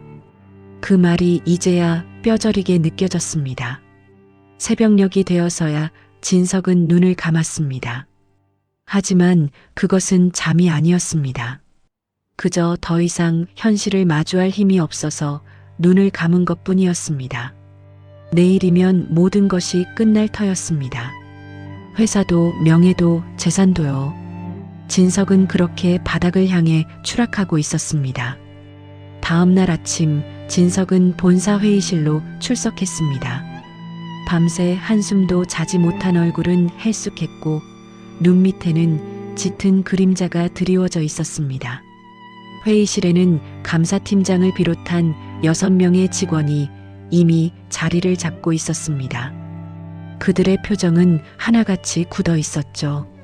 긴 테이블 위에는 서류 뭉치가 산더미처럼 쌓여 있었습니다. 진석이 지난 5년간 결제한 자재 대금 명세서, 거래처 계약서, 그리고 은행 입출금 내역서들이었습니다. 모든 증거가 그 자리에 펼쳐져 있었습니다. 앉으십시오. 김진석 상무님. 감사팀장의 목소리는 차갑고 사무적이었습니다. 진석은 지정된 자리에 앉았습니다. 등에 땀이 흘러내렸지만 애써 평정을 유지하려 했습니다. 단도직입적으로 말씀드리겠습니다. 지난 5년간 상무님이 결제하신 자재 대금 중 부풀려진 금액이 총 7억 원을 넘습니다. 이 돈은 어디로 갔습니까? 진석의 입술이 바짝 말랐습니다. 거짓말을 해봐야 소용없다는 것을 알았습니다. 모든 증거가 눈앞에 있었으니까요. 그는 고개를 숙이며 낮은 목소리로 대답했습니다. 개인적으로 사용했습니다. 회의실에 무거운 침묵이 흘렀습니다. 감사팀장은 서류를 넘기며 말을 이었습니다. 그뿐만이 아닙니다. 어젯밤 확인한 바에 따르면 상무님의 배우자 정미라 씨가 상무님 명의의 회사 보증으로 사채업자들에게 15억 원을 빌렸습니다. 이 사실 알고 계셨습니까? 진석의 눈이 휘둥그레졌습니다. 15억이라는 숫자가 귀를 때렸습니다. 미라가 자신의 인감을 몰래 사용했다는 것은 눈치채고 있었지만 그 규모가 이 정도일 줄은 몰랐습니다. 저는 그런 보증을 선 적이 없습니다. 하지만 서류에는 상무님 인감이 찍혀 있습니다. 그리고 정미라 씨는 현재 소재를 파악할 수 없습니다. 진석은 아무 말도 할 수 없었습니다. 미라가 자신의 인감을 도용해 사채업자들에게 거액을 빌렸고 그 돈을 들고 도주한 것이었습니다.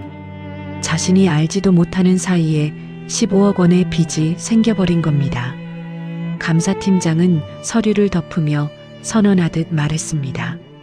김진석 상무님, 오늘부로 해고 처리됩니다.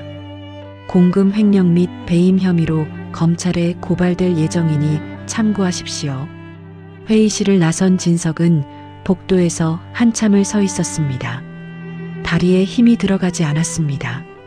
26살에 입사해 27년을 바쳐온 회사였습니다. 그 세월이 이렇게 허무하게 끝나버렸습니다. 엘리베이터를 타고 내려오는 동안 진석은 창밖을 바라보았습니다. 서울의 고층 빌딩들이 줄지어 서 있었습니다. 한때는 그 풍경이 자신의 것처럼 느껴졌는데 이제는 모든 것이 남의 일 같았습니다. 건물을 나서자 기다리고 있는 사람들이 보였습니다. 검은 정장을 입은 남자 3명이었습니다. 그들의 얼굴에는 험악한 표정이 서려 있었고 손에는 서류 봉투가 들려 있었습니다. 김진석 씨 맞습니까? 누구십니까? 정미라 씨 보증건으로 왔습니다. 15억 원, 언제 갚으실 겁니까? 사채업자들이었습니다. 그들은 진석을 에워싸며 압박했습니다. 지나가는 사람들이 힐끗힐끗 쳐다보았지만 아무도 나서지 않았습니다. 저는 그런 보증 선 적 없습니다. 인감이 도용된 겁니다. 그건 저희 알 바 아니고요. 서류상으로는 김진석 씨가 보증인입니다. 일주일 안에 연락 없으면 법적 조치 들어갑니다. 사채업자들은 서류 봉투를 진석의 가슴팍에 밀어붙이고 떠났습니다. 진석은 그 자리에 선 채 봉투를 내려다보았습니다. 손이 떨리고 있었습니다. 택시를 타고 펜트하우스로 돌아왔습니다. 하지만 현관문에는 빨간 딱지가 붙어 있었습니다. 압류 딱지였습니다. 사채업자들이 이미 손을 쓴 모양이었습니다. 진석은 문을 열고 안으로 들어갔지만 집안은 어제와 달라진 것이 없었습니다. 다만 모든 것이 더 이상 자신의 것이 아니라는 사실만 달라져 있었죠. 진석은 서재로 들어가 책상 앞에 앉았습니다. 서랍을 열어 낡은 가계부를 꺼냈습니다. 영애가 남기고 간 유일한 물건이었습니다. 가계부를 펼치자 영애의 손글씨가 눈에 들어왔습니다. 25년간의 기록이 빼곡히 적혀 있었죠. 진석은 가계부를 가슴에 끌어안았습니다. 눈물이 볼을 타고 흘러내렸습니다. 자신이 폐지처럼 버린 여자가 남긴 이 낡은 가계부가 지금 이 순간 자신에게 남은 전부였습니다. 창밖으로 해가 기울고 있었습니다. 붉은 노을이 서울 하늘을 물들이고 있었지만 진석의 세계는 이미 어둠에 잠겨 있었습니다. 회사도 잃고 집도 잃고 아내도 잃었습니다. 남은 것은 7억 원의 횡령 혐의와 15억 원의 빚뿐이었습니다. 진석은 자리에서 일어나 창가로 걸어갔습니다. 37층 높이에서 내려다보는 서울의 풍경은 여전히 화려했습니다. 하지만 그 화려함은 더 이상 그의 것이 아니었습니다. 아니, 처음부터 그의 것이 아니었는지도 모릅니다. 그는 허상을 쫓아 달려왔고 결국 모든 것을 잃었습니다. 압류 딱지가 붙은 펜트하우스에서 보낸 마지막 밤은 길고 추웠습니다. 난방이 끊긴 것은 아니었지만 진석의 몸과 마음은 얼어붙어 있었습니다. 새벽녘이 되어서야 겨우 눈을 붙였지만 곧 현관 벨소리에 깨어나야 했습니다. 문을 열자 법원 집행관 2명이 서 있었습니다. 그들의 손에는 서류와 봉인 테이프가 들려 있었습니다. 김진석 씨, 오늘 중으로 퇴거하셔야 합니다. 가져가실 개인 물품만 챙기시고 나가주세요. 진석은 아무 말 없이 고개를 끄덕였습니다. 이미 예상했던 일이었습니다. 집행관들이 집 안으로 들어와 가구와 가전제품에 하나하나 빨간 스티커를 붙이는 동안 진석은 침실로 가서 작은 가방 하나를 꺼냈습니다. 가방에 넣을 것이 많지 않았습니다. 속옷 몇 벌, 낡은 티셔츠, 면도기, 그리고 영애가 남긴 가계부. 그것이 전부였습니다. 수천만 원짜리 양복들, 억대의 시계들, 명품 구두들은 모두 압류 대상이었습니다. 손끝 하나 댈 수 없었죠. 여기 서명해 주세요. 집행관이 내민 서류에 서명을 했습니다. 펜을 쥔 손이 떨렸습니다. 27년간 일해서 모은 모든 것이 종이 한 장으로 사라지는 순간이었습니다. 펜트하우스를 나선 진석은 엘리베이터를 타고 내려왔습니다. 로비에서 경비원과 눈이 마주쳤습니다. 평소 같으면 먼저 인사를 건네던 경비원이 이번에는 고개를 돌려버렸습니다. 진석은 쓴웃음을 지으며 건물을 나섰습니다. 어디로 가야 할지 알 수 없었습니다. 친구에게 연락해볼까 생각했지만 떠오르는 얼굴이 없었습니다. 회사에서 알고 지내던 사람들은 진정한 친구가 아니었습니다. 그들은 상무라는 직함에 붙어있던 사람들이었죠. 이제 그 직함이 사라졌으니 그들도 함께 사라진 것이었습니다. 진석은 무작정 걷기 시작했습니다. 강남역을 지나고 논현동을 지나고 한남대교를 건넜습니다. 다리가 아팠지만 멈출 수 없었습니다. 멈추면 생각이 밀려올 것 같았기 때문입니다. 해가 질 무렵 진석은 어느 공원 벤치에 주저앉았습니다. 가방을 옆에 내려놓고 하늘을 올려다보았습니다. 노을이 붉게 물들어 있었습니다. 아름다운 풍경이었지만 진석의 눈에는 아무것도 들어오지 않았습니다.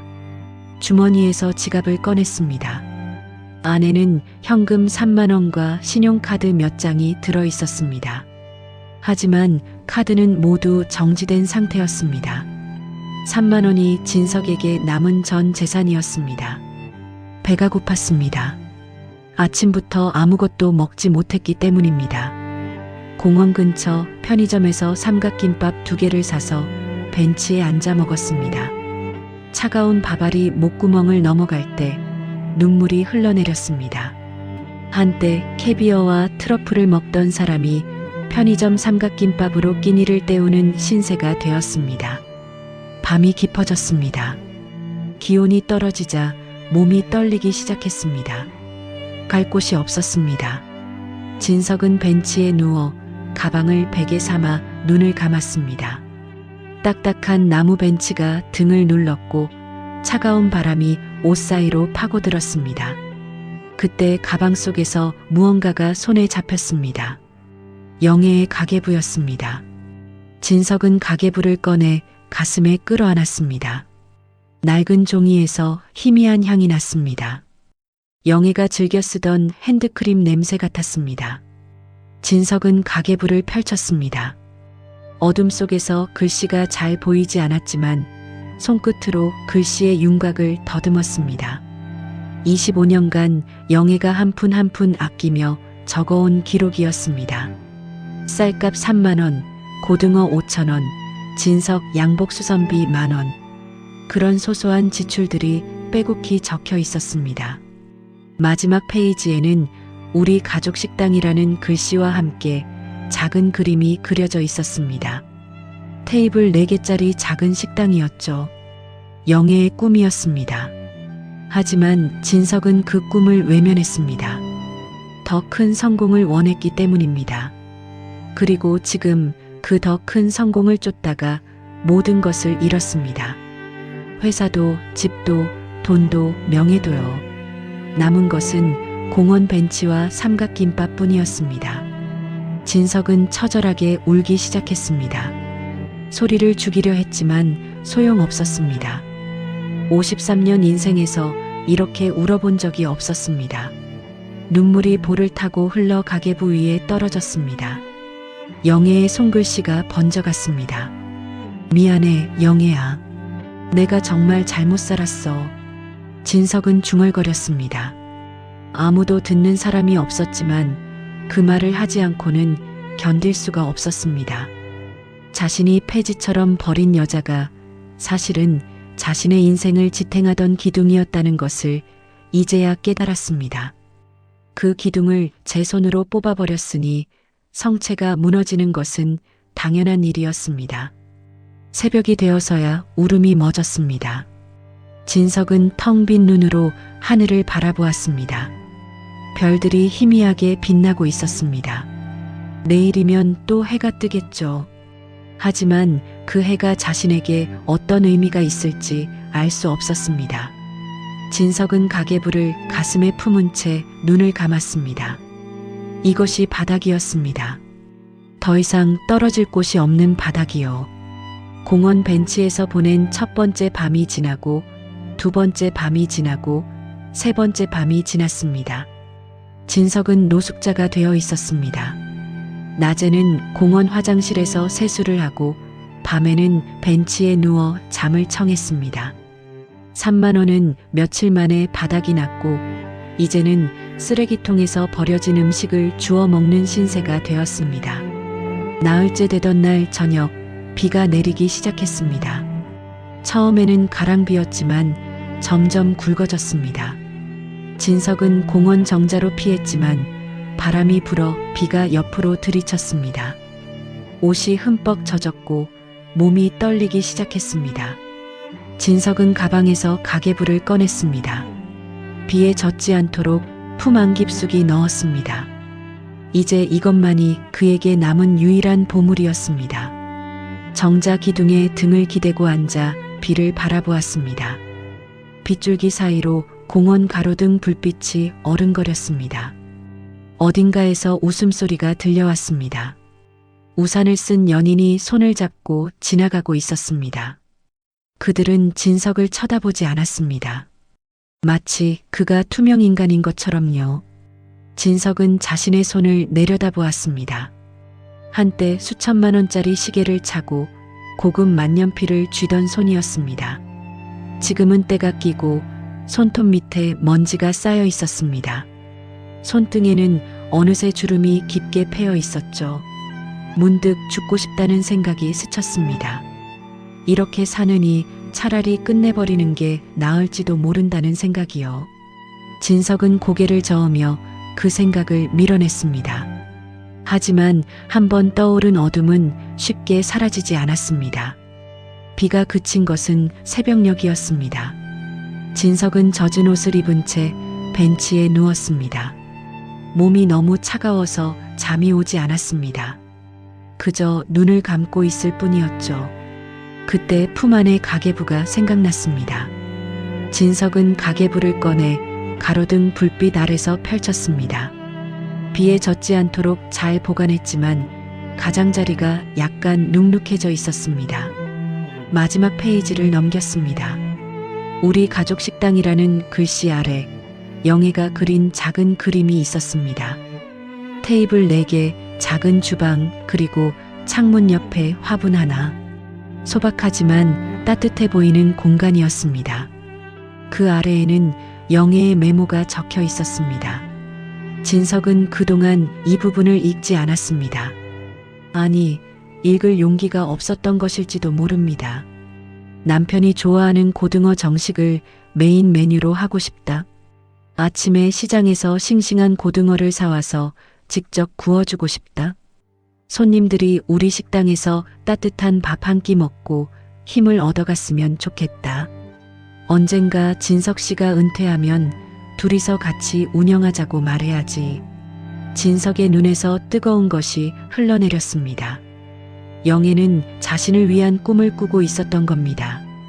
은퇴 후에 함께 식당을 운영하자는 말을 하려고 했던 겁니다. 하지만 진석은 그 말을 들을 기회조차 주지 않았습니다. 비린내 난다고, 촌스럽다고, 자신의 성공에 어울리지 않는다고 그녀를 버렸으니까요. 진석은 가계부를 가슴에 끌어안고 소리내어 울었습니다. 아무도 없는 새벽 공원에서 53년 인생의 모든 후회가 터져나왔습니다. 울음소리가 어둠 속으로 퍼져나갔습니다. 내가 뭘 한 거야? 내가 대체 뭘 한 거야? 진석은 스스로에게 물었습니다. 하지만 대답은 없었습니다. 오직 새벽바람만이 그의 볼을 스쳐 지나갈 뿐이었습니다. 동이 트기 시작했습니다. 어둠이 걷히고 하늘이 회색에서 분홍색으로 물들어갔습니다. 진석은 젖은 얼굴을 손등으로 훔치며 일어났습니다. 온몸이 쑤시고 아팠지만 그보다 마음이 더 아팠습니다. 벤치에 앉아 해가 뜨는 것을 바라보았습니다. 태양이 건물 사이로 모습을 드러냈습니다. 따뜻한 빛이 얼굴에 닿았습니다. 진석은 눈을 감고 그 온기를 느꼈습니다. 문득 영애의 편지에 적혀 있던 말이 떠올랐습니다.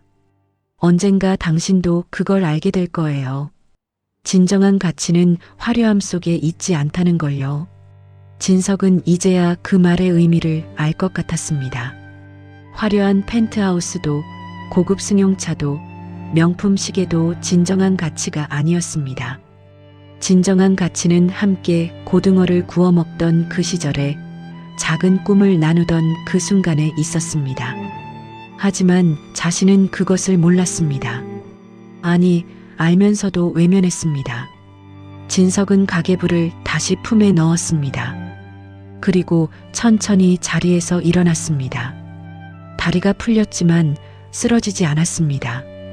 가슴 속에서 무언가가 꿈틀거리고 있었기 때문입니다.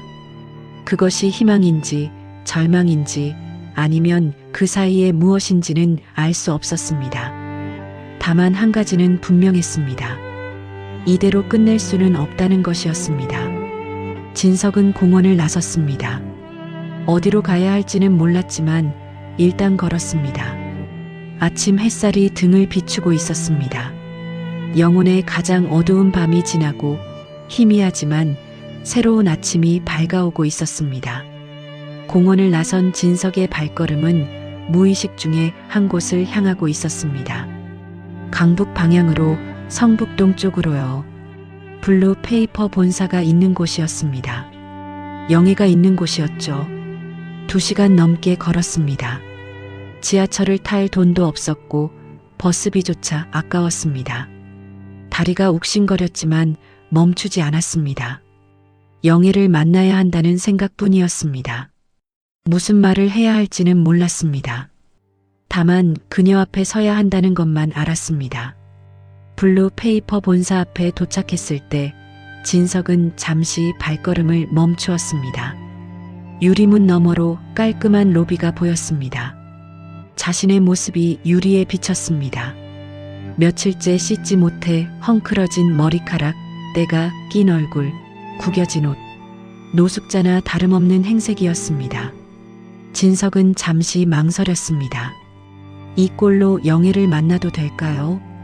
하지만 다른 선택이 없었습니다. 지금 아니면 영원히 기회가 없을 것 같았습니다. 진석은 심호흡을 한 뒤 문을 밀고 들어갔습니다. 안내 데스크의 젊은 여직원이 고개를 들었습니다. 그녀의 표정이 순간 일그러지는 것이 보였습니다. 경계심 어린 눈빛이었죠. 어떻게 오셨습니까? 김영애 회장님을 뵙고 싶습니다. 여직원은 진석을 위아래로 훑어보았습니다. 그 시선에 경멸이 묻어 있었습니다. 예약 없이는 면담이 어렵습니다. 그리고 실례지만 아는 사람입니다. 전해주세요. 김진석이 왔다고요. 여직원은 잠시 망설이더니 내선 전화를 들었습니다. 뭔가 속삭이는 소리가 들렸고 잠시 후 그녀가 전화를 내려놓았습니다. 잠시만 기다려주세요. 5분쯤 지났을까요? 엘리베이터 문이 열리며 박 기사가 나타났습니다. 그는 진석의 모습을 보고 깜짝 놀라는 표정을 지었습니다. 상무님, 이게 어떻게 된 일입니까? 박 기사, 회장님 좀 만나게 해줘요. 박 기사는 잠시 진석을 바라보았습니다. 그의 눈에 복잡한 감정이 스쳐 지나갔습니다. 연민과 안타까움, 그리고 무언가 결심한 듯한 빛이었죠. 따라오세요. 박 기사의 안내를 받아 3층으로 올라갔습니다. 복도를 지나 회장실 앞에 섰습니다. 박 기사가 문을 두드렸습니다. 회장님, 손님 모시고 왔습니다. 들어오세요. 영애의 목소리가 들려왔습니다. 진석은 떨리는 손으로 문을 열고 안으로 들어갔습니다. 영애는 책상 뒤에 앉아 서류를 검토하고 있었습니다. 그녀가 고개를 들어 진석을 바라보았습니다. 그리고 그의 행색을 보고 눈이 커졌습니다. 진석 씨, 대체 무슨 일이에요? 진석은 아무 말도 하지 못했습니다. 목이 메어 말이 나오지 않았습니다. 그는 그 자리에서 무릎을 꿇었습니다. 딱딱한 바닥이 무릎뼈를 눌렀지만 아프지 않았습니다. 영애야, 내가 정말 잘못 살았어. 진석의 목소리가 갈라졌습니다. 눈물이 볼을 타고 흘러내렸습니다. 염치 없는 거 알아. 네가 날 용서할 이유가 없다는 것도 알아. 근데 부탁이야.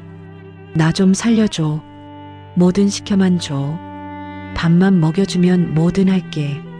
영애는 한동안 아무 말 없이 진석을 바라보았습니다. 그녀의 표정을 읽을 수 없었습니다. 분노인지 연민인지 아니면 그 무엇인지요. 침묵이 길게 이어졌습니다. 진석은 고개를 숙인 채 바닥만 바라보았습니다. 왕년의 상무님 자존심은 온데간데 없었습니다. 오직 생존을 구걸하는 초라한 50대 남자의 모습뿐이었죠. 영애가 자리에서 일어났습니다.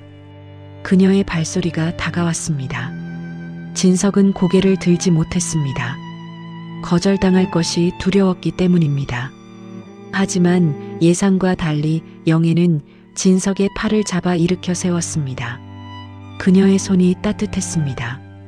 일단 일어나요. 진석은 비틀거리며 일어났습니다. 영애와 눈이 마주쳤습니다. 그녀의 눈에는 분노도 원망도 없었습니다. 오직 깊은 연민만이 담겨 있었죠. 며칠이나 굶은 거예요? 사흘쯤 영애는 고개를 저으며 내선 전화를 들었습니다. 국밥 한 그릇 가져다 주세요. 뜨겁게요. 잠시 후 직원이 김이 모락모락 나는 국밥 한 그릇을 가져왔습니다. 영애는 진석을 소파에 앉히고 그 앞에 국밥을 내려놓았습니다. 먼저 먹어요.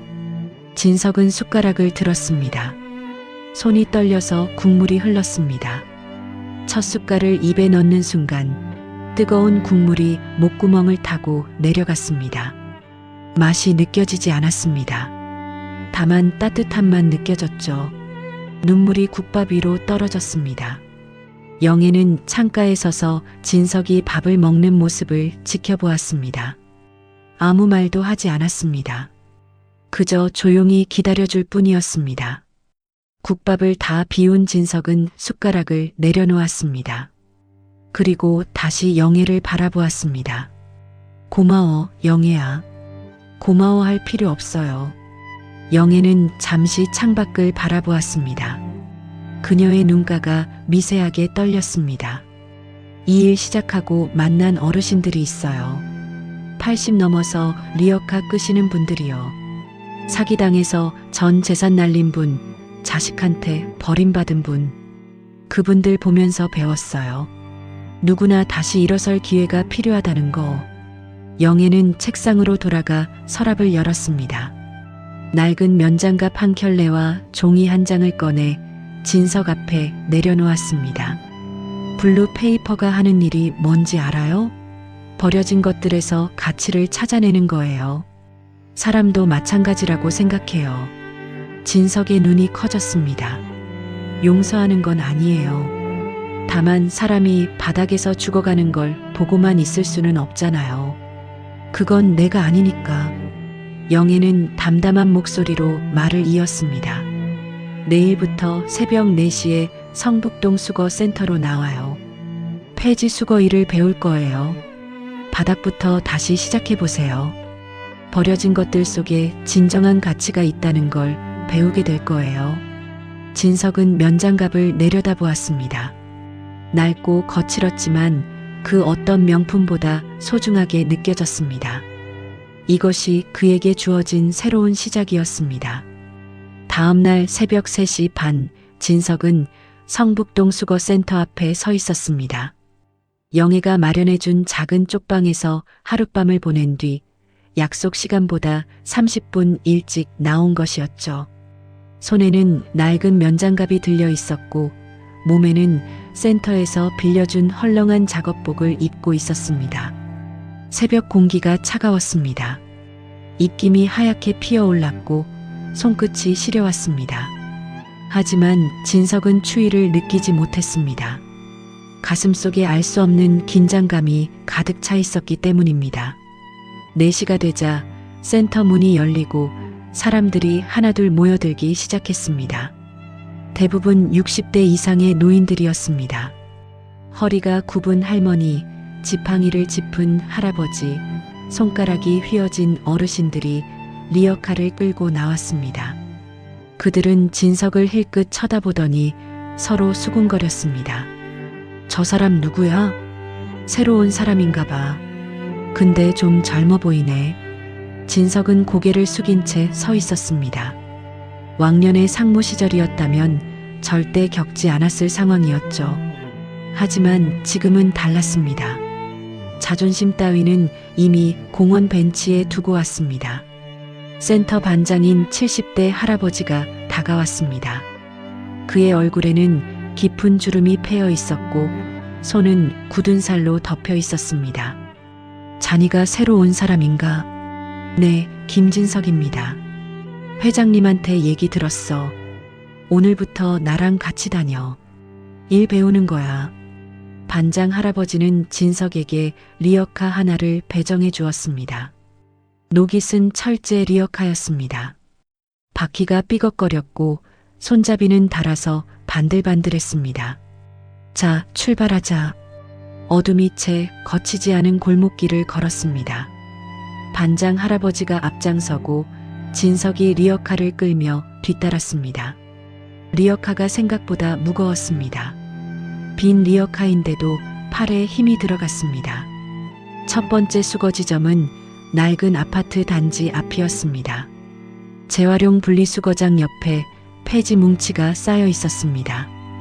반장 할아버지는 익숙한 손놀림으로 폐지를 정리하며 설명했습니다. 폐지는 종류별로 나눠야 해.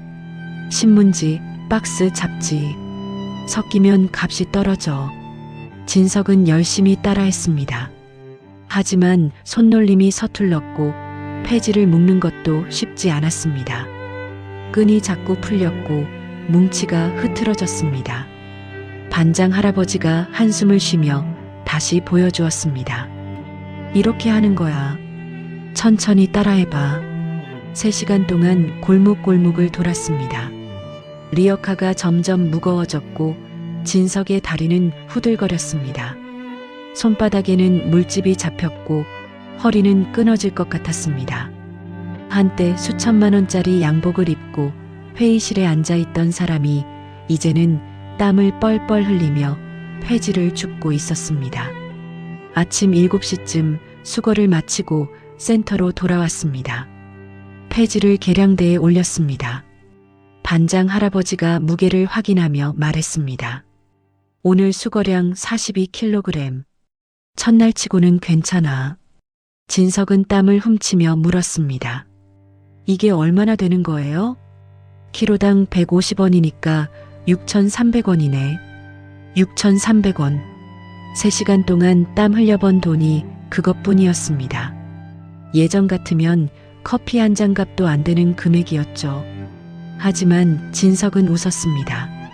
정직하게 번 돈이었기 때문입니다. 일주일이 지나고 한 달이 지났습니다. 진석은 매일 새벽 4시에 일어나 골목을 누볐습니다. 손바닥의 물집은 굳은 살로 변했고 리어카 끄는 솜씨도 늘었습니다. 폐지 종류를 구분하는 것도 능숙해졌습니다.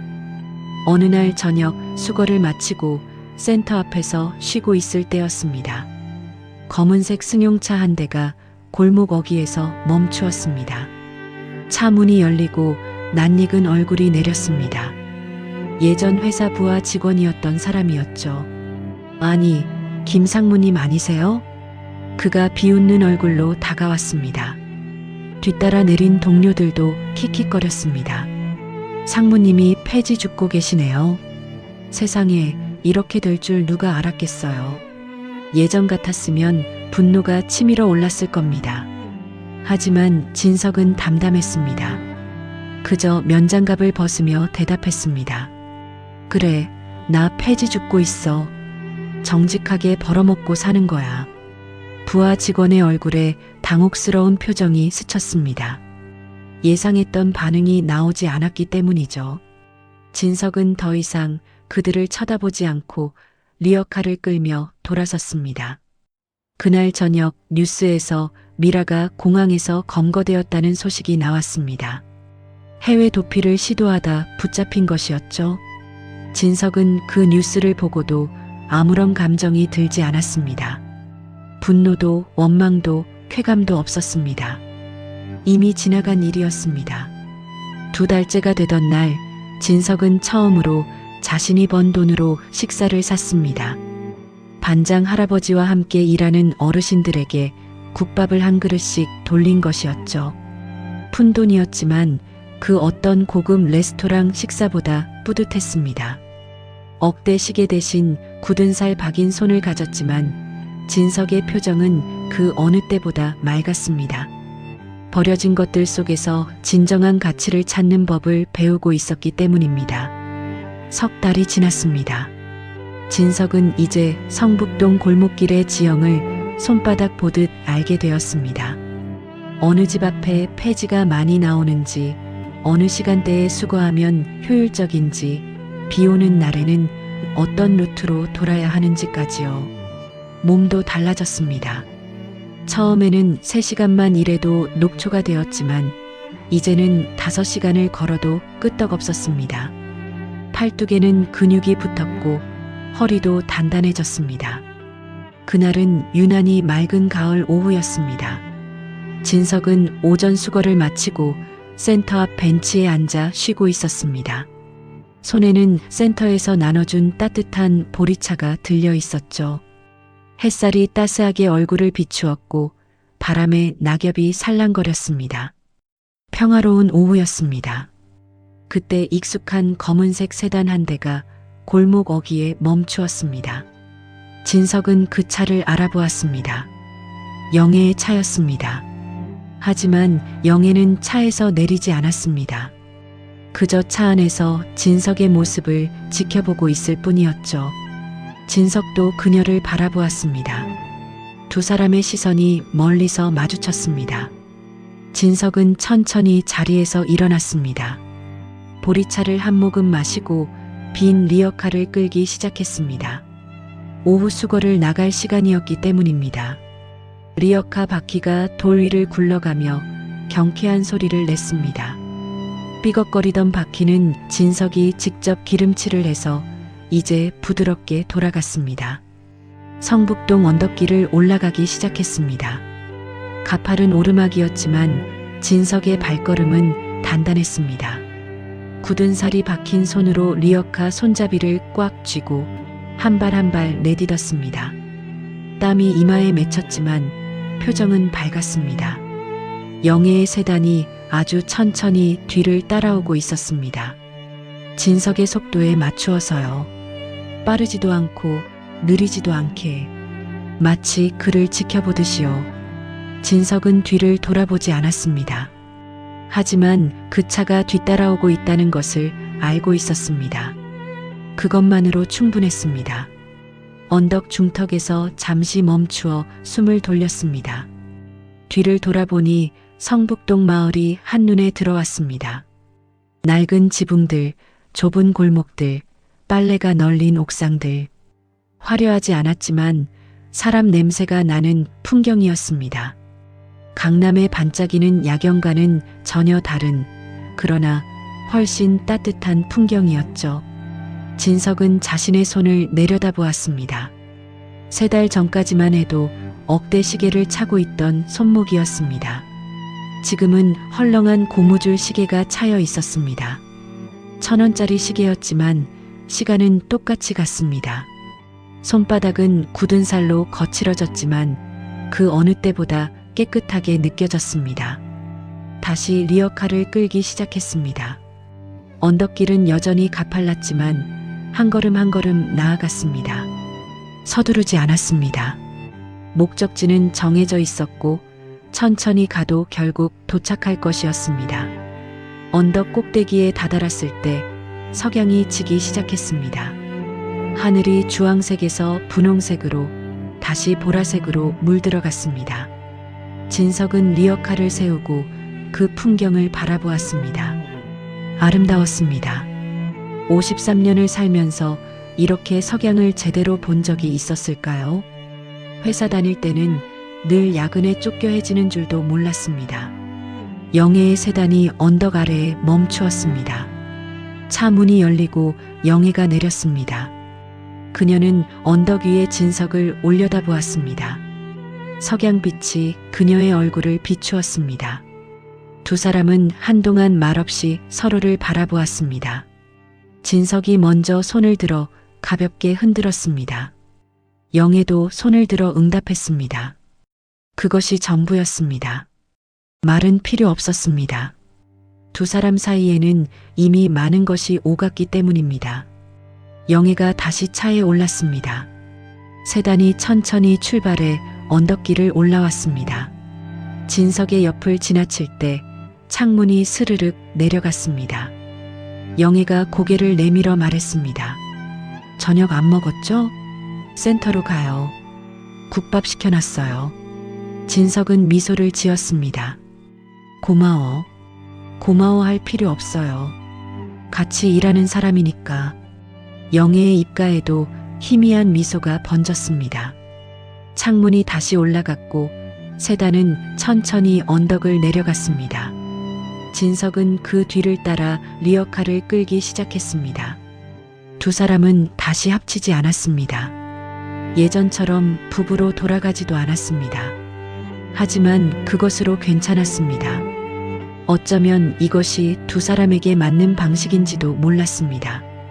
버려진 인생을 함께 재활용해가는 동반자로서 같은 길을 걷는 것이요. 석양이 완전히 지고 어둠이 내려앉았습니다. 성북동 골목에 가로등이 하나둘 켜지기 시작했습니다. 은은한 불빛이 좁은 길을 비추었습니다. 진석은 그 불빛을 따라 걸었습니다. 리어카 바퀴 소리가 고요한 골목에 울려 퍼졌습니다. 3년 전 진석은 폐지 줍는 전철을 비웃으러 이 동네에 왔습니다. 화려한 세단에 앉아 오만한 눈으로 그녀를 내려다보았죠. 하지만 지금은 달랐습니다. 자신이 직접 리어카를 끌며 이 골목을 걷고 있었습니다. 그리고 그 어느 때보다 마음이 편안했습니다. 진정한 가치는 화려함 속에 있지 않다. 영애의 편지에 적혀 있던 그 말을 이제야 온몸으로 이해했습니다. 버려진 것들 속에서 가치를 찾아내는 일, 그것이 진석이 새로 배운 삶의 방식이었습니다. 그리고 그 과정에서 자신도 다시 태어나고 있었습니다. 센터에 도착했을 때 영애가 문 앞에 서서 기다리고 있었습니다. 따뜻한 국밥 냄새가 흘러나왔습니다. 진석은 리어카를 세우고 면장갑을 벗었습니다. 굳은 살 박힌 손이 드러났습니다. 그 손으로 영애가 내민 국밥 그릇을 받았습니다. 두 사람은 센터 앞 벤치에 나란히 앉아 국밥을 먹었습니다. 말은 많지 않았지만 침묵이 불편하지 않았습니다. 별이 하나둘 떠오르고 있었습니다. 성북동의 밤은 고요했고 국밥은 따뜻했습니다. 진석은 생각했습니다. 이것이 행복인지도 모르겠다고요. 화려하지 않지만 진실한 행복이요. 버려진 인생을 재활용하여 찾아낸 진정한 가치였습니다. 우리는 종종 성공이 무엇인지 착각하며 살아갑니다. 높은 자리, 비싼 시계, 넓은 집이 행복의 조건이라고 믿죠. 하지만 진석이 배운 것처럼 진정한 가치는 화려함 속에 있지 않습니다. 버려진 것들 속에서 땀 흘려 일하는 손끝에서, 그리고 진심으로 마주하는 사람들 사이에서 피어납니다. 오늘 이야기가 여러분께 작은 위로가 되었다면 구독과 좋아요, 댓글로 함께 해주세요. 여러분의 하루에도 따뜻한 기운이 가득하길 바랍니다. 이야기 꽃피다였습니다. 감사합니다.